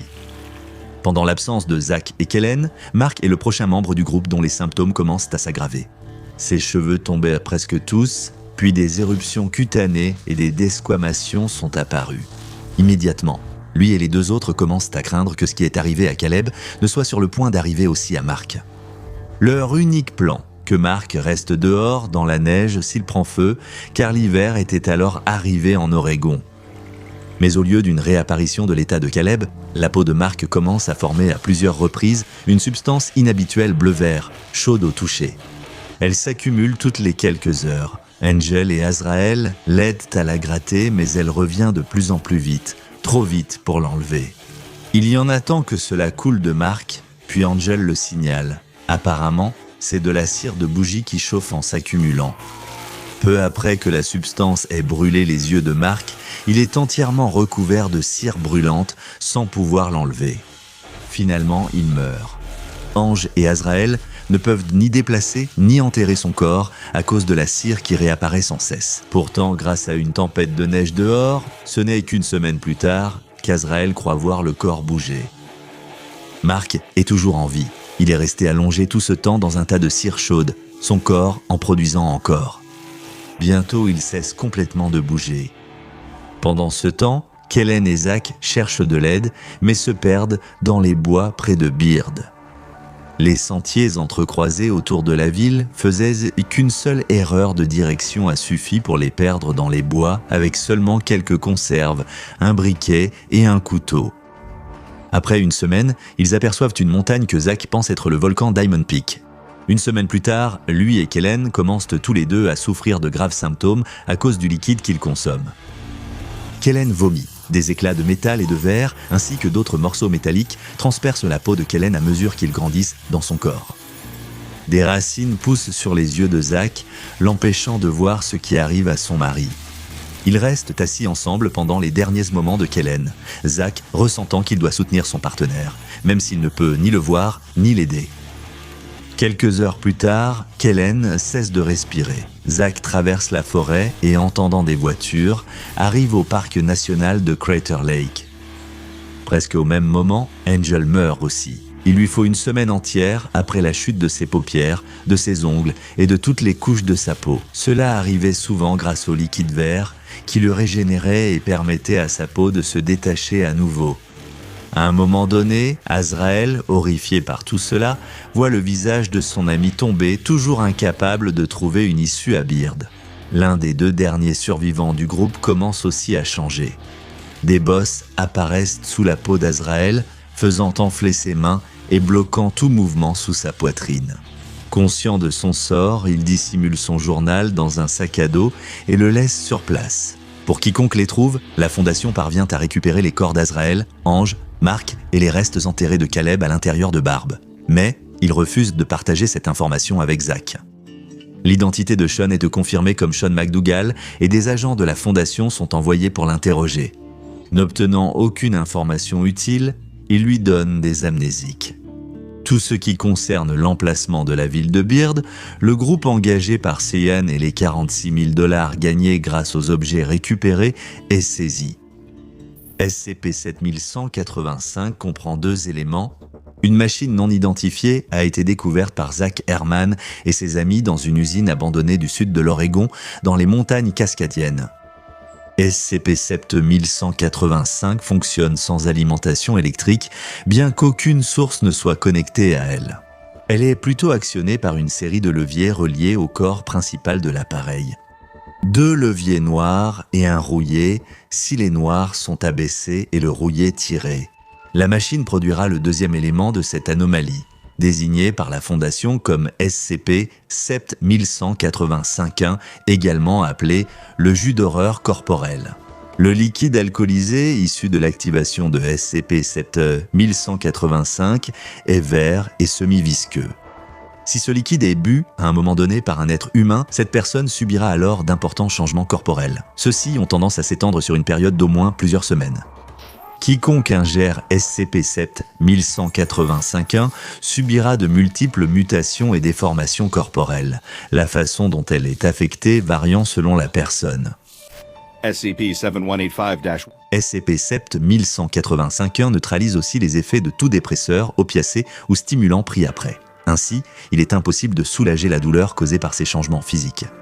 Le 21 juillet 2014, Zach Herman est décédé après des complications chirurgicales. Les chirurgiens de la Fondation ont dû retirer les racines, envahissant son corps après l'ingestion de SCP-7185 par Herman. Son état s'était assez amélioré pour qu'il participe aux entretiens avec le chercheur Canley. Cependant, au cours de ces échanges, Zach mentionne qu'il ressent toujours tout ce qui lui arrive pendant les interventions. Chaque incision, chaque extraction, chaque point de suture. Le même jour, le corps du mari de Zach, Kellen Herman, est également retrouvé. La pression monte. C'est l'événement majeur et crucial de l'année, la vente de pâtisseries locales. Chaque année, la banlieue est le théâtre de remarques sarcastiques et de critiques techniques des membres prétentieux de l'association des propriétaires. Cette journée peut sceller ou rompre des alliances et parfois détruire des foyers. Ce n'est pas qu'un événement communautaire, c'est une bataille pour la suprématie. Et la nouvelle refuse de se laisser battre par les biscuits au beurre de cacahuètes et chocolat de sa voisine. Petit souci, l'assistante qu'elle a choisie prépare des cupcakes cerises et chocolat noir. Préparer des cupcakes en famille paraît idéal pour renforcer les liens mère-fille, sauf quand l'assistante veut manger toutes les cerises maraschino. Ce genre de comportement pourrait semer le chaos dans toute l'opération. L'enfant insolente affirme n'avoir mangé aucun ingrédient essentiel et fait une crise. Quand on lui dit d'aller jouer dehors avec son frère, elle veut aider, mais bon sang, elle gêne le processus de cuisson, alors la nouvelle venue décide de prendre des mesures drastiques. Elle va mentir à sa fille. Non, elle ne ment pas, elle va vraiment la duper. Grâce à la puissance du groupe de discussion du syndicat de copropriété locale, à une détermination sans faille et à une offre exorbitante sur un site de vente d'occasion. La nouvelle arrivante trouve exactement ce qu'il lui faut pour tromper son assistante. Elle traverse la ville rapidement, récupère son achat dans une boîte abîmée, puis le ramène chez elle et le nettoie soigneusement. Ensuite, elle peut le présenter à son assistante, son propre four, sûr à utiliser et adapté aux enfants. C'est un jouet, mais son assistante n'a que 5 ans. Il inclut un livre de recettes et l'occupera à pâtisser des heures avec une ampoule. La nouvelle venue peut simplement dire à son assistante qu'elle l'aide toujours.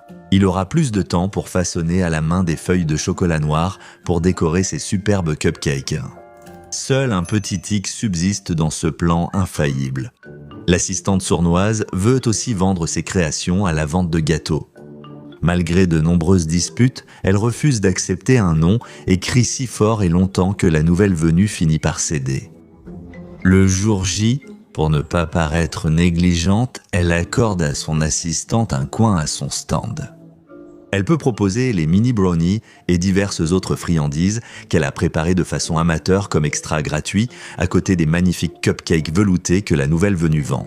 Bien qu'elle n'ait pas pu goûter ce qui venait du petit faux four. Ils n'ont pas l'air si mauvais, mais son assistant a insisté pour que la surprise reste couverte avec une serviette de fête. Ce n'est que lorsqu'un des Oa en prend une bouchée et pousse un cri à glacer le sang que la nouvelle venue découvre qu'elle est la véritable surprise. Depuis son acquisition par la Fondation, l'objet SCP-5620 est en sécurité au site 17. Le département d'examen oculaire et somatosensoriel de la Fondation SCP a rédigé un rapport initial sur l'objet, notant plusieurs éléments importants. Le département d'examen oculaire et somatosensoriel a conclu que le SCP-5620 ne montrait aucune anomalie, étant fait principalement de métal et de plastique. Des ampoules à incandescence fournissaient la chaleur à l'intérieur. Dès le début, il paraissait similaire à d'autres produits pour enfants populaires à la fin des années 90 et au début des années 2000. Il a aussi été constaté d'importantes différences entre SCP-5620 et les fours jouets du commerce. De nombreuses versions populaires, comme celle fabriquée et produite pour la première fois par Hasbro en 1963, étaient livrées avec des sachets prédosés de mélange à gâteau avec des mélanges supplémentaires vendus séparément. En ajoutant de l'eau, le mélange était mis dans le four jouet, qui produisait un gâteau prêt à déguster. Cependant, après peu de temps, les chercheurs ont rapidement remarqué que SCP-5620 semblait être un peu plus sophistiqué et qu'au lieu des sachets prédosés, celui-ci était accompagné d'un livre de recettes appelé SCP-5620-01 par la Fondation. Selon SCP-5620-01, SCP-5620 a été conçu pour être utilisé avec des ingrédients courants, ainsi qu'un ensemble simple d'ustensiles de mesure également inclus avec l'objet. Ces différences ont valu à SCP-5620 le surnom de four facile factice. Des tests approfondis ont été menés en suivant les recettes de SCP-5620-01. Après une longue analyse gustative non autorisée, il a vite été découvert que préparer seule une recette de SCP-5620-01 n'a aucun effet indésirable. La préparation est sans danger si les recettes n'utilisent pas SCP-5620, désormais réservé aux tests hebdomadaires préapprouvés. Les chercheurs ont testé plusieurs recettes de SCP-5620-01, mais à chaque fois, ils ont été surpris. Le résultat final ressemblait en tout point aux photos du livre, et ce, apparemment, quelles que soient les erreurs commises lors de la préparation. Les propriétés anormales des produits de boulangerie SCP-5620 n'ont été découvertes qu'après des tests sur le personnel de classe D. Plusieurs recettes ont été testées, dont une nommée Brownies Fudge dans SCP-5620-01. Fait notable lors de la préparation de ces brownies, la recette n'en demandait pas. Un agent levant libère du gaz au contact d'un liquide, de la chaleur ou d'un acide, faisant gonfler la pâte. Les agents levants figurent dans les recettes classiques de brownies. Un lot a été préparé selon les instructions du SCP-5620-01, puis cuit dans le four EasyFake. Ils ont été présentés à D2837 membres du personnel de classe D. D'abord ravi d'apprendre que son test consistait à manger des brownies appétissants. Lors de l'entretien après la consommation et lors de l'observation pour d'éventuels effets secondaires, il a rapidement été constaté à quel point D2837 restait vague. En approfondissant l'interrogatoire, la ligne de questions a été modifiée pour aborder des sujets plus personnels pendant lesquels D2837 a enjolivé plusieurs détails concernant sa vie, même en donnant des réponses contredites par leur dossier et casier judiciaire. D2837 semblait incapable de dire la vérité, cet effet cessant environ 1 heure après avoir mangé les brownies anormaux. Le test suivant portait sur une recette appelée « Bretzel les plus torsadés ». Bien que leur préparation ne semble rien avoir de spécial, leur effet à la consommation était remarquable. D2837 aurait vite ressenti un fort inconfort, suivi de l'apparition d'un symptôme nommé depuis autocontorsion involontaire anormale. Le corps de D2837 a commencé à se tordre et à se remodeler de diverses manières complexes, le tout au milieu de ses cris frénétiques de douleur et de ses supplications adressées à l'équipe de recherche qu'il observait pour qu'elle lui vienne en aide. Pendant cet effet, D2837 ne contrôlait plus son corps jusqu'à retrouver son état normal après une demi-heure.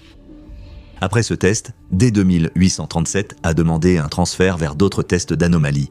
La demande, soumise au bureau administratif du site 17, a été rapidement rejetée et les tests prévus la semaine suivante maintenus. Des cupcakes arc-en-ciel avec confetti devaient être préparés en tant que SCP-5620-01. Les chercheurs ont vite noté que le mélange non cuit, prêt pour le SCP-5620, ressemblait à une pâte à gâteau blanche, sans colorant ni vermicelles avant cuisson. En effet, une fois prêts, les gâteaux ressemblaient parfaitement aux images du livre de recettes. Comme lors des autres tests, D2837 a reçu la recette cuite et l'ordre de manger, nécessitant cette fois plus d'encouragement. Peu de temps après avoir terminé les gâteaux, il a signalé ressentir une légère douleur à l'estomac. On croyait d'abord que cela venait uniquement de la forte consommation de sucre et d'édulcorants de la recette. Alors que les chercheurs allaient conclure l'expérience, D2837 a affirmé que sa douleur augmentait. La situation a empiré. Des bruits venant de l'estomac du personnel de classe D ont été entendus et il a été transféré d'urgence à l'aile médicale du site 17. Après un lavage gastrique peu efficace, D2837 a été envoyé en chirurgie abdominale d'urgence. En pratiquant une incision dans ses intestins, les chirurgiens de la Fondation ont vu un torrent de petites vermicelles colorées et abondantes s'écouler de l'estomac de D2837. L'excès de vermicelles a été évacué et détruit comme déchets biochimiques en quelques heures. Après l'incident, D2837 a été rapidement libéré des soins de l'équipe, a reçu des amnésiques, puis réaffecté au test. Après l'expulsion d'une autre anomalie, D8263 a été choisi parmi le personnel de classe D pour poursuivre les tests sur SCP-5620. En raison des risques liés à la consommation de recettes SCP-5620-058 avec l'objet, le comité d'éthique a demandé l'annulation totale des tests. Un compromis limite les tests à une fois par mois au lieu d'une fois par semaine. Fait intéressant, la recette suivante portait sur une confiserie habituellement non cuite au four, même dans le modèle de jouet inhabituel. La recette du Brittle Peanut Brittle offrait des alternatives pour les personnes allergiques aux arachides après avoir mangé la nougatine aux cacahuètes. D8263 aurait déclaré ne rien ressentir d'anormal, cependant, peu après, il a signalé une sensation de faiblesse et a été soumis à un examen médical complet. Les médecins de la Fondation ont constaté que D8263 avait développé une ostéogenèse imparfaite, rendant ses os fragiles. Les dossiers médicaux montraient que D8263 n'avait pas cette maladie avant les tests, ni d'antécédents familiaux d'ostéogenèse imparfaite. Des mois après la consommation, les effets persistaient, amenant les chercheurs à craindre qu'il soit permanent pour D8263 au test suivant. La surprise à la confiture est prête. Celle-ci se distinguait des recettes précédentes par l'absence de toute image d'accompagnement. Bien que les ingrédients et méthodes de SCP-5620-01 suggèrent la production d'une seule confiture, le turnover de la recette contenait, dans l'espoir que cela rende hommage à M. W. Après cuisson dans SCP-5620, la recette donnait un orteil humain sectionné. En voyant cela, D8263 a refusé avec ferveur de le manger, malgré les nombreuses insistances de l'équipe de recherche. Les tests terminés, le comité d'éthique a exigé l'arrêt immédiat des expériences concernant le faux four facile. Dans un autre compromis, les tests ont été réduits de chaque mois à chaque trimestre. La soi-disant surprise à la confiture a été examinée de près par les chercheurs qui ont découvert qu'elle correspondait génétiquement à SCP censuré, ce qui a conduit à son placement en confinement. Des tests ont été prévus pour vérifier si cet objet gardait les propriétés combustibles de SCP censuré. Depuis, aucun indice n'a établi de lien entre SCP-5620 et censuré, malgré la méfiance persistante de certains membres de la Fondation. Vérifier a été difficile depuis que censuré a enfreint le confinement et reste introuvable, surtout au vu de la brèche et des résultats des tests, avec la surprise à la confiture. La Fondation évalue une possible connexion entre le fabricant du four EasyFake et des sectes carcassistes connues.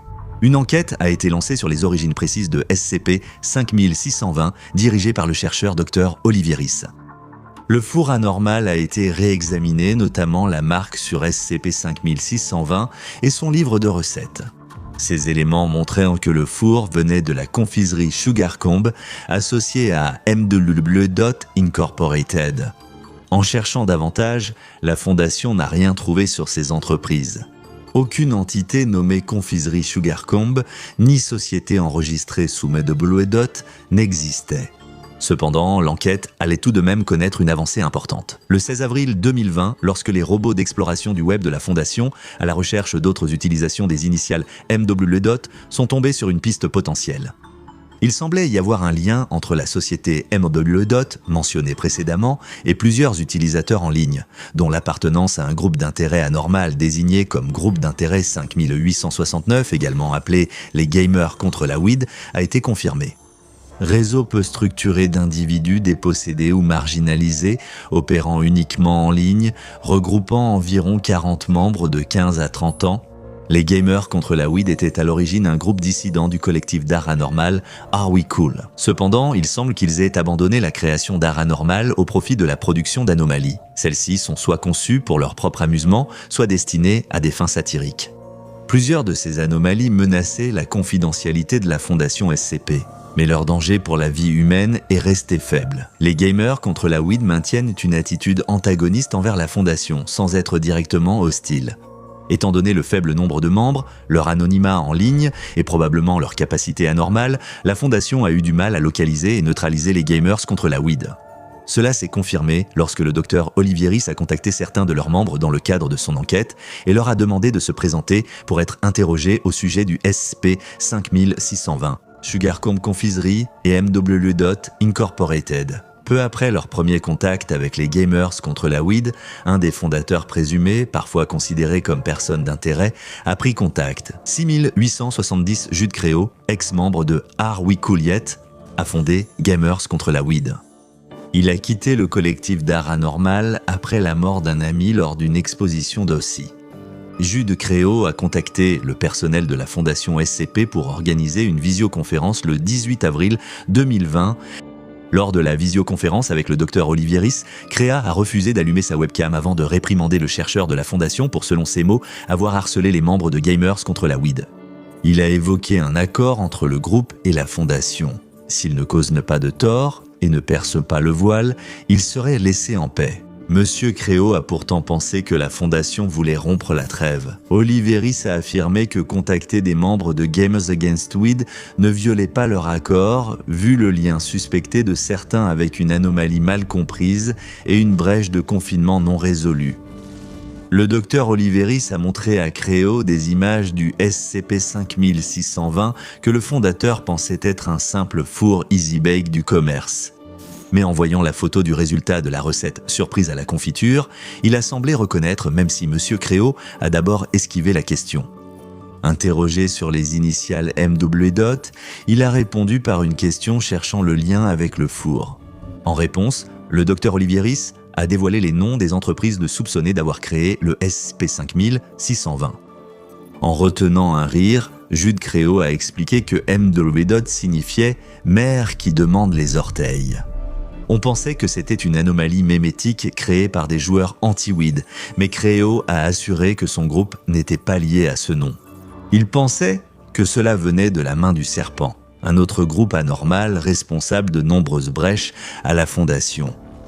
Malgré peu d'informations sur la main, la fondation savait que la main du serpent critiquait sa méthodologie. Il s'opposait surtout au confinement et à la destruction d'anomalies humanoïdes sensibles, notamment humaines, ne menaçant ni la fondation ni le monde. On ne sait toujours pas comment la main du serpent a découvert les anomalies ou la fondation.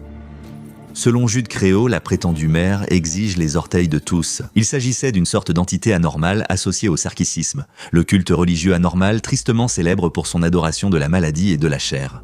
Créo a déclaré posséder un Alcost, une entité sarkique habituellement contrôlée par les carcistes, membres éminents de leur ordre.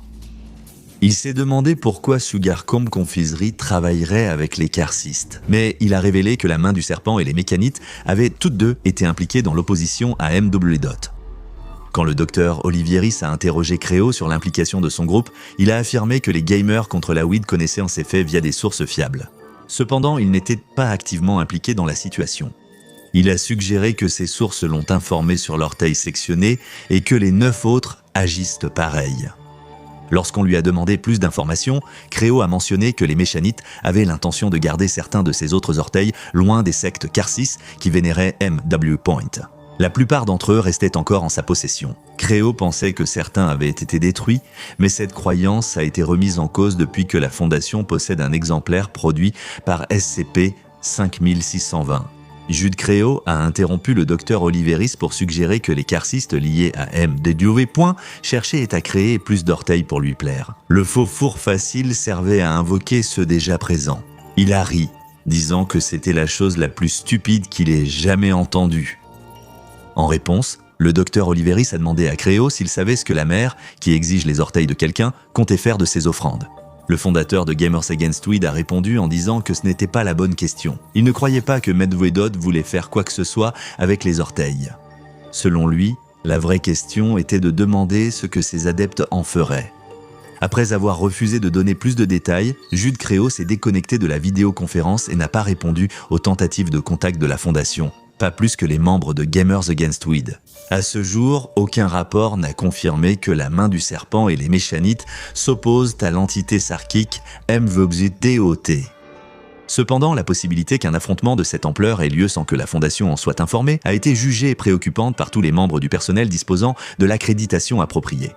Depuis fin mars 2020, tout test avec SCP-5620 a cessé. Suite à un ordre de suspension des expérimentations par l'administration du site 17, il doit rester dans un casier de stockage standard jusqu'à nouvel ordre. Les chercheurs croyaient le four factice, facile unique, mais la découverte de la confiserie Sugarcomb remet cette idée en question. La fondation SCP estime désormais que plusieurs SCP-5620 pourraient avoir été fabriqués. On craint que les carcistes n'utilisent ces objets pour invoquer plus d'orteils recherchés par les adeptes de la mer qui exigent ceux de tous. Force d'intervention IOTA 6 nom de code. Les obturateurs de cavités ont été chargés de surveiller les rapports et sont autorisés à sécuriser et contenir tout phénomène anormal confirmé similaire à SCP-5620. Les obturateurs de cavités ont également reçu une directive de la fondation SCP. Les supérieurs doivent enquêter sur Sugarcomb Confiserie et, si possible, identifier les personnes affiliées. À ce jour, aucun employé ou dirigeant n'est lié à Sugarcomb Confiserie et l'existence réelle d'une entité de ce nom reste invérifiable. Que s'est-il passé? La randonnée du couple dans les Rocheuses vient de devenir dangereuse.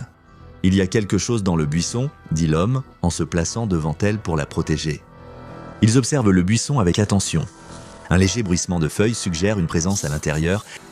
L'homme ramasse un bâton par terre et le tient devant lui, prêt à frapper. Peu importe la bête cachée, le bruissement cesse, mais l'homme reste en position défensive. « Tu crois qu'elle est partie ?» demande la femme.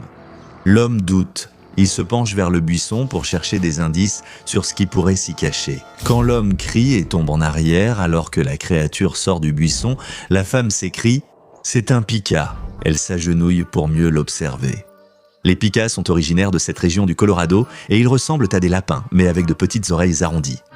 Elle le regarde sauter hors du sentier avant de se retourner et de voir son ami allongé, emmêlé dans les branches d'un arbre. Elle ne peut s'empêcher de rire en tendant la main pour l'aider à sortir de son mauvais pas. « Ça va ?» demande-t-elle en riant. « Oui, il va bien. » Seule sa fierté était blessée. Il voit une tache rouge sur son bras, la frotte, mais cela ne lui fait pas mal. Son attention se porte sur la femme émerveillée par l'arbre dont il vient de sortir. Il réalise alors combien l'arbre est incroyable. Il ressemble à un épicéa bleu, mais ce nom est inadapté car l'arbre est d'un rouge éclatant. « Je n'ai jamais rien vu de tel, dit-elle, et l'homme non plus. Ni l'un ni l'autre ne connaît l'espèce, et il n'y en a pas d'autre semblable. Une anomalie génétique étrange pourrait transformer les épicéas bleus en rouge. » Après avoir admiré l'arbre un instant, le duo décide qu'ils ont assez marché et qu'ils devraient probablement retourner à la voiture.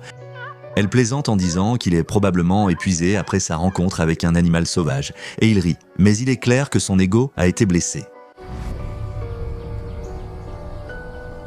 L'homme arrête sa voiture devant la maison de la femme et elle le remercie de l'avoir emmené en randonnée. Alors qu'elle sort, il l'arrête et lui propose de dîner ou faire autre chose. La femme le remercie mais doit se lever tôt pour le travail. Elle accepte juste un verre rapide, 1 heure, 30 minutes. La femme tente de rejeter doucement son ami en précisant qu'elle le considère seulement comme un ami. Il commence à répondre, mais elle l'interrompt. S'il tenait à leur amitié, alors il n'essaierait pas d'en profiter en l'utilisant comme un moyen détourné pour sortir avec elle. L'homme, encore une fois, a l'air d'avoir sa fierté brisée. Il s'excuse et admet qu'elle a raison. Il passe de si bons moments avec elle qu'il ne veut pas que ça s'arrête. Elle lui sourit tristement en refermant la portière, puis il la regarde rentrer avant de partir.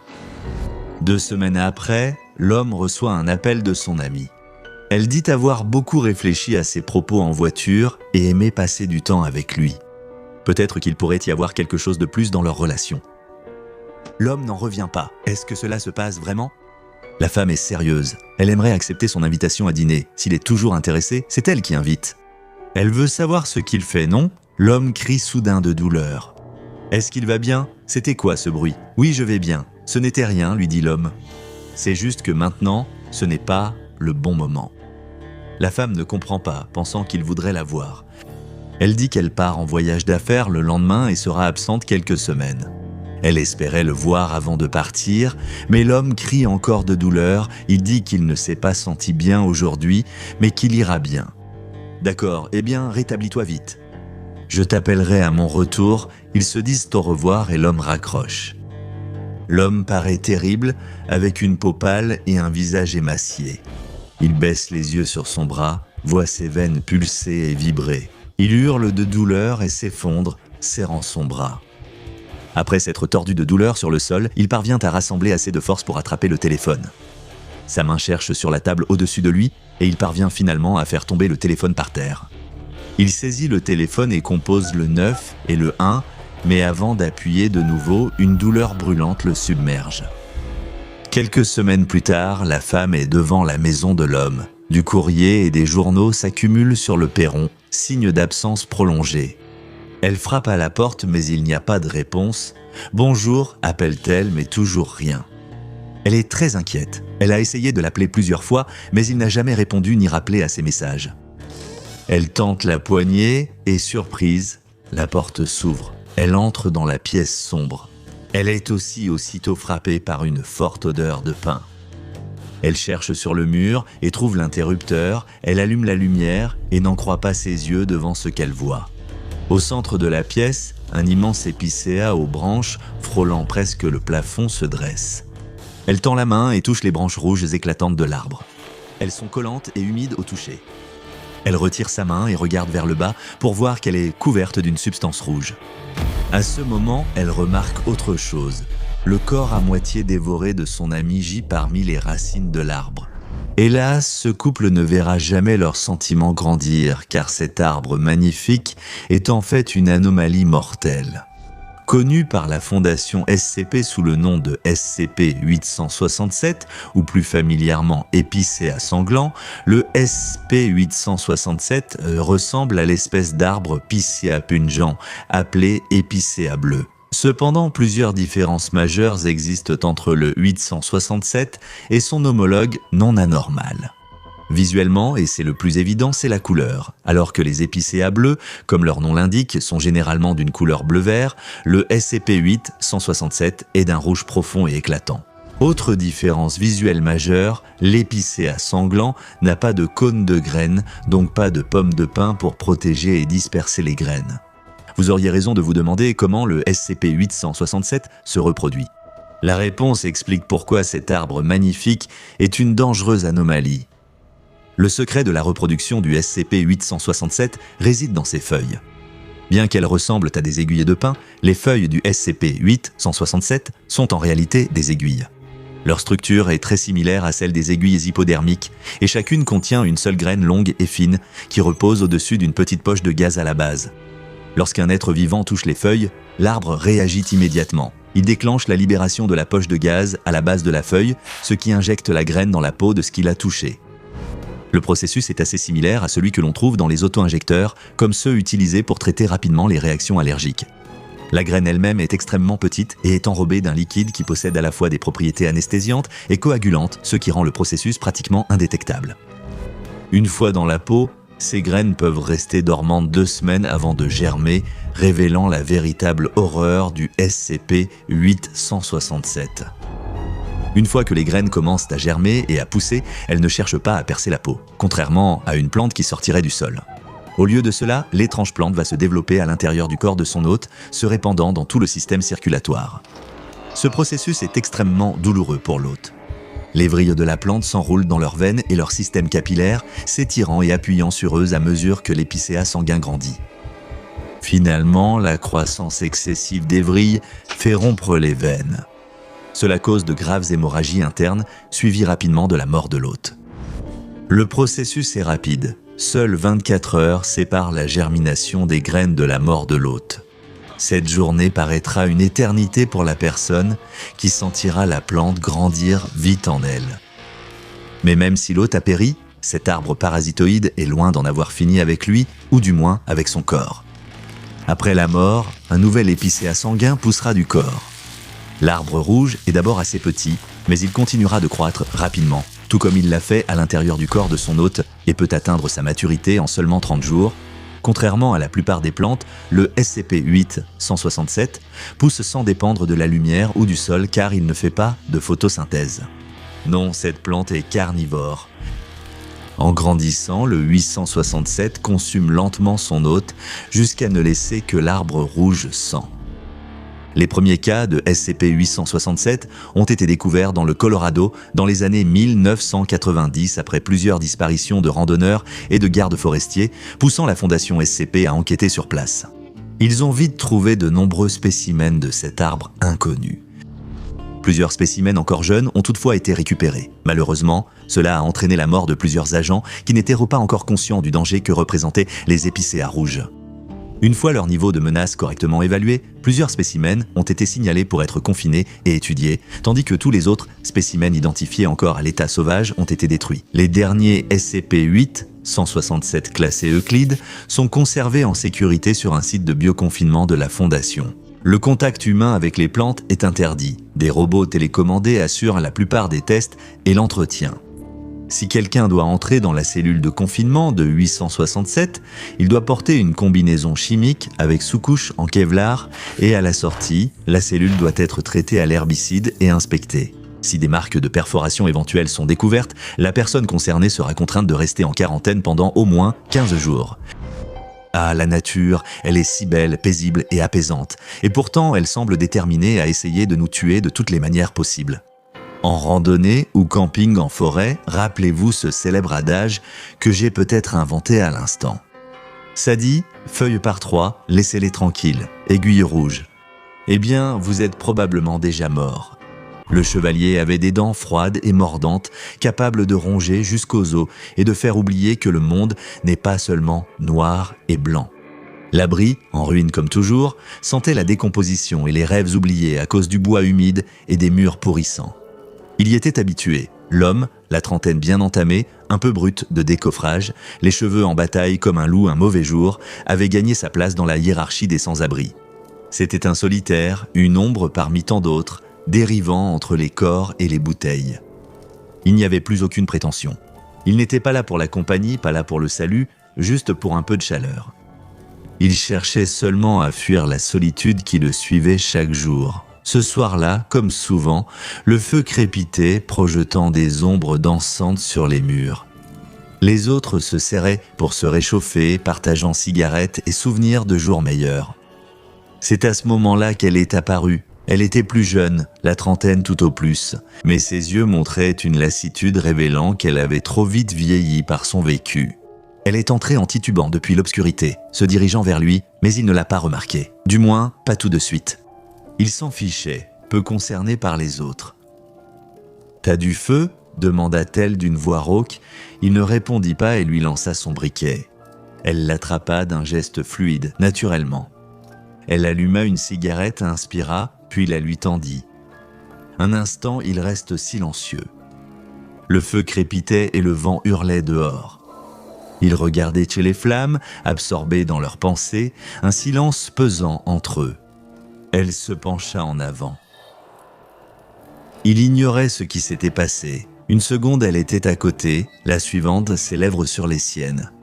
Un baiser rapide, presque imperceptible au début, mais ensuite, ce n'était plus seulement un baiser. C'était une montée de chaleur, une décharge électrique qui le frappa en plein cœur. Ce n'était pas comme aucun baiser qu'il avait eu auparavant. Ce n'était ni doux, ni tendre, ni fugace, c'était urgent. Comme si elle avait besoin de quelque chose de lui, ou peut-être qu'il avait besoin de quelque chose d'elle. Sa bouche picotait, son corps se raidissait, chaque nerf en alerte, mais tout semblait faux. Il y eut une poussée, une pression, comme si quelque chose le traversait, quelque chose qu'il ne pouvait pas identifier, quelque chose qui n'avait pas sa place là. Une oppression dans la gorge, comme si quelque chose bougeait et le tirait de l'intérieur. Et puis, aussi vite que cela avait commencé, c'était terminé. Elle s'éloigna, le laissant essoufflé et étourdi. Elle ne dit rien. Elle le fixa simplement pendant une seconde, ses yeux indéchiffrables, avant de se retourner et de s'enfoncer dans l'obscurité. L'air portait encore son odeur, celle de la fumée, de la sueur et de quelque chose de plus profond. Il tenta de s'en défaire, l'attribuant au froid et à l'étrangeté de sa vie. Encore une connexion éphémère, une étincelle vouée à s'éteindre comme tout dans sa vie. Le problème, c'est que ça ne disparaissait pas. Le lendemain, il se réveilla étrange. Il avait mal à la tête comme si un train lui était passé dessus. Il tenta de se redresser, mais tout se mit à tourner, l'étourdissant. Sa bouche était sèche, comme après des jours sans boire, mais il ressentait aussi quelque chose d'étrange. Le goût était métallique, amer, avec une sensation persistante au fond de la gorge, comme si quelque chose y restait. Il sortit en titubant de l'abri, plissant les yeux sous la lumière du matin. Il se souvenait à peine de la nuit avant l'incendie. Les gens, elle, il repoussa tout cela de côté, juste un mauvais rêve, se dit-il. Au cours de la journée, ses mains le démangeaient et ses doigts tressautaient. Chaque fois que quelqu'un passait, il avait besoin de quelque chose, juste d'un contact. Peu importe qui, il s'en fichait. La première fois, il a frôlé le bras d'un inconnu et a ressenti un besoin soudain lui nouant l'estomac. Pas juste la chaleur physique ou de la peau, il y a autre chose. Il ne comprenait pas, mais cette sensation le rongeait. Il voulait davantage de cette connexion, de ce baiser. C'était stupide. Il ne s'était jamais soucié de ces choses auparavant. Le contact physique avait toujours été quelque chose à éviter, quelque chose qui le faisait se sentir piégé. Mais maintenant, il ne pouvait pas se débarrasser de ce désir. Et puis la désorientation a envahi son corps, a commencé à se manifester. Il n'arrivait plus à garder l'équilibre. Il perdait le fil de ce qu'il faisait, se laissait aller, pris dans l'instant, complètement inconscient de l'endroit où il se trouvait ou de la façon dont il était arrivé là. Il fixait parfois un sandwich à moitié mangé, sans se rappeler comment il l'avait eu. La confusion empirait.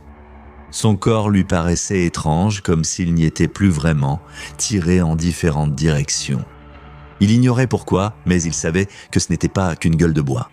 Quelque chose avait changé en lui, quelque chose s'était déplacé, et tout ce à quoi il pouvait penser, c'était à elle, la femme aux yeux étranges, le baiser qui avait semblé si mauvais et pourtant si familier. Il ne savait pas pourquoi, mais chaque fois qu'il y pensait, cette étrange attirance revenait.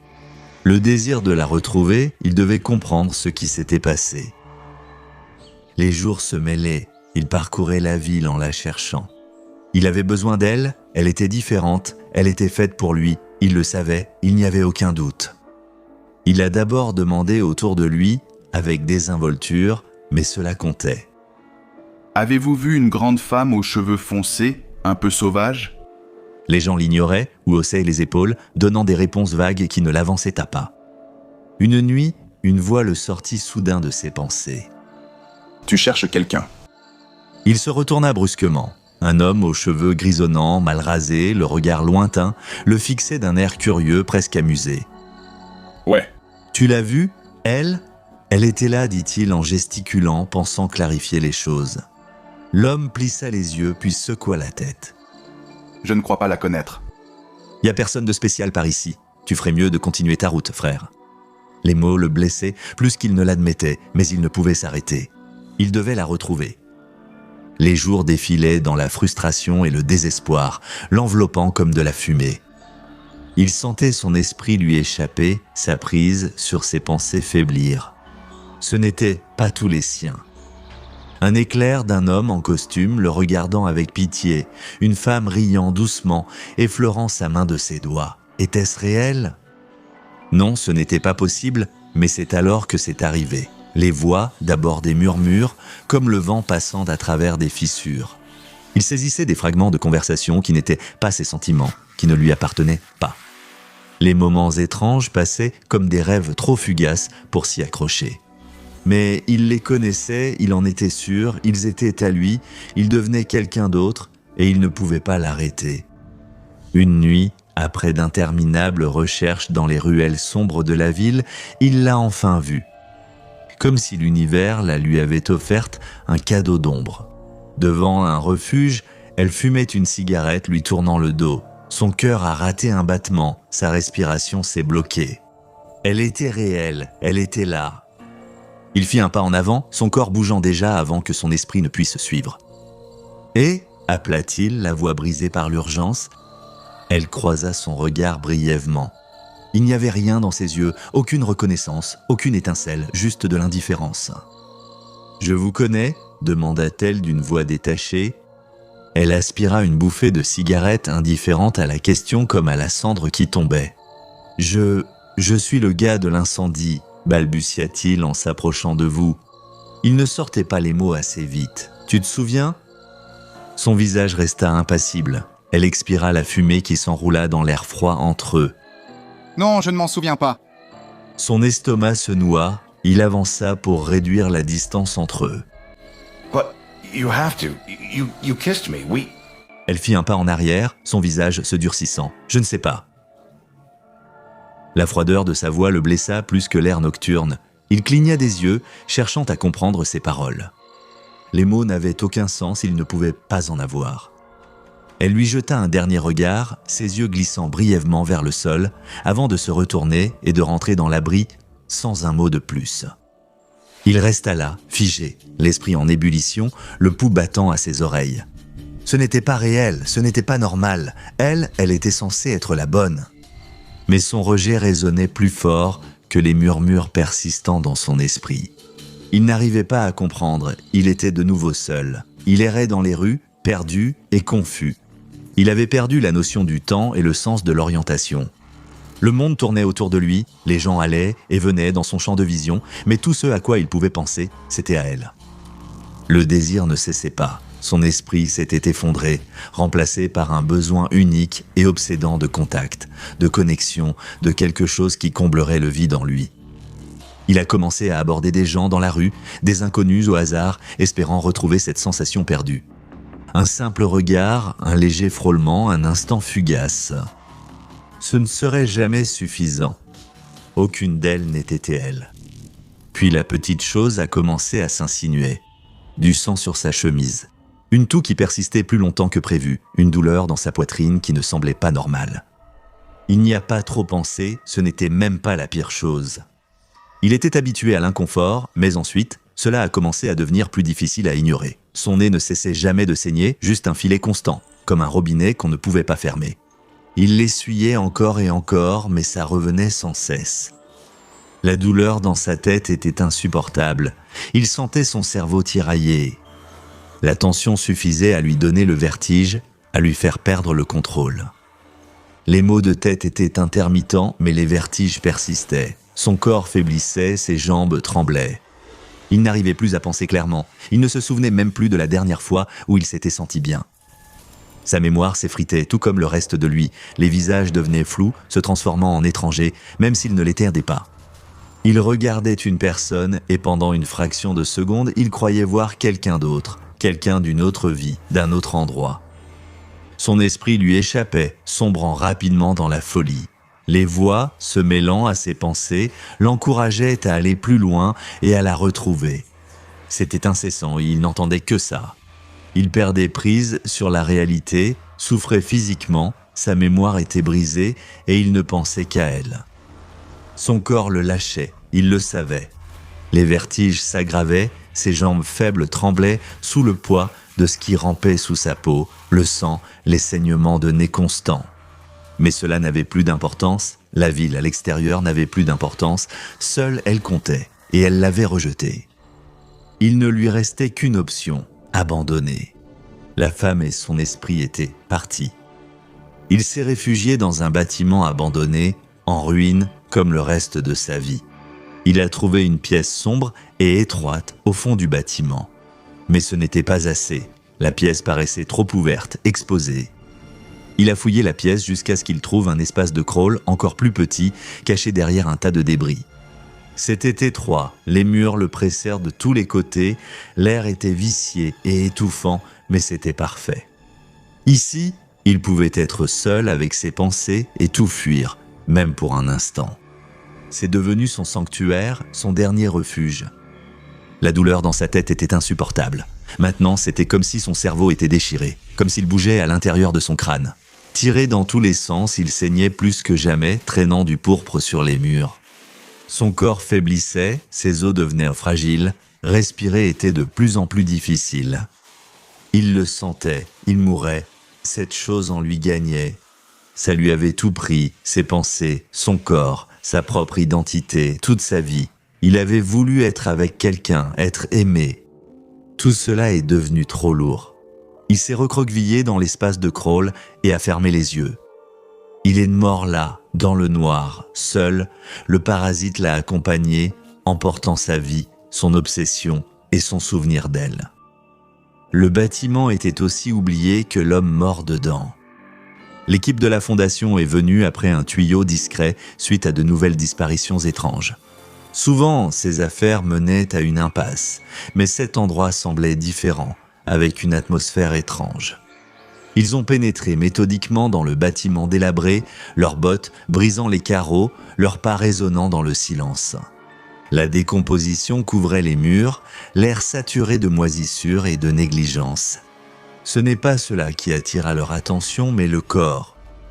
Le corps a été transporté au site 77 pour un examen plus approfondi après avoir effectué une autopsie post-mortem. La fondation a confirmé leurs soupçons. Ce n'était pas un cas ordinaire, c'était le SCP-1204, un parasite bien plus dangereux que quiconque aurait pu l'imaginer, classé Euclide. Cette anomalie était étudiée en continu. Mais ce n'est pas possible. Elle apportait une compréhension glaçante. Elle infectait le corps et dévorait l'esprit. Le SCP-1204 est essentiellement un humain hébergeant un parasite. Ça paraît assez simple, non ?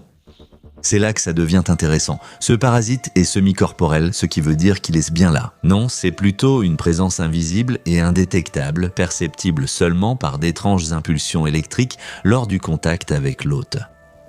Alors, comment se propage-t-il ? Ce n'est pas par une coupure, une griffure ou une morsure classique, non. Le parasite se transmet lorsque deux personnes partagent un contact oral prolongé. Imaginez un baiser intense où une masse de tissu pharyngé s'étire dans la bouche de l'autre. Et là, bam, ils deviennent des parasites ambulants. La plupart des victimes connues du SCP-1204 étaient des personnes transitoires ou sans abri. On ignore si leurs conditions les rendaient plus vulnérables ou si le parasite vise simplement les plus négligés. Ces personnes étaient déjà fragiles et le parasite a empiré leur état en gâchant tout à sa manière. Après l'infection, le changement n'est pas instantané, mais l'autre ressent vite un effet. Cela devient un besoin irrésistible de contact physique constant avec les autres. Il ne s'agit pas simplement de se réchauffer près du feu ou d'échanger quelques plaisanteries amicales. C'est une faim profonde et tenace de contact ou de connexion et elle ne peut pas être apaisée. De plus, l'obsession de la personne infectée se focalise sur une personne souvent perçue comme son partenaire romantique. Ce n'est même pas une forme d'amour saine, c'est quelque chose de dévorant, de parasitaire et totalement incontrôlable. La personne infectée cherchera à s'approcher, toucher et devenir cette personne. Tout le reste devient secondaire et parfois même sans importance. Maintenant, parlons des symptômes physiques. Les os saignent en interne, leur corps commence à lâcher et leur mémoire est affectée. Et ce n'est pas juste le genre « Oups, j'ai oublié où j'ai mis mes clés ». Non, c'est une désintégration totale. Ils oublient des journées, des visages, parfois des proches de toujours, et leurs souvenirs restants ne sont plus que des fragments qui ne leur appartiennent pas. Des souvenirs d'inconnus, d'anciens hôtes ou de brefs éclairs inexplicables. Physiquement, la situation se dégrade. Le corps et les tissus cérébraux, surtout l'hippocampe, se détériorent. Ai-je mentionné qu'il souffre d'hémorragie interne continue, le corps étant dépassé, l'hôte infecté ne cherche plus de nouvelles victimes. Il se cache souvent dans des endroits petits et isolés, comme un vide sanitaire ou un recoin étroit. C'est là qu'il meurt seul, décomposé et oublié. Ce n'est pas joli et c'est la fin.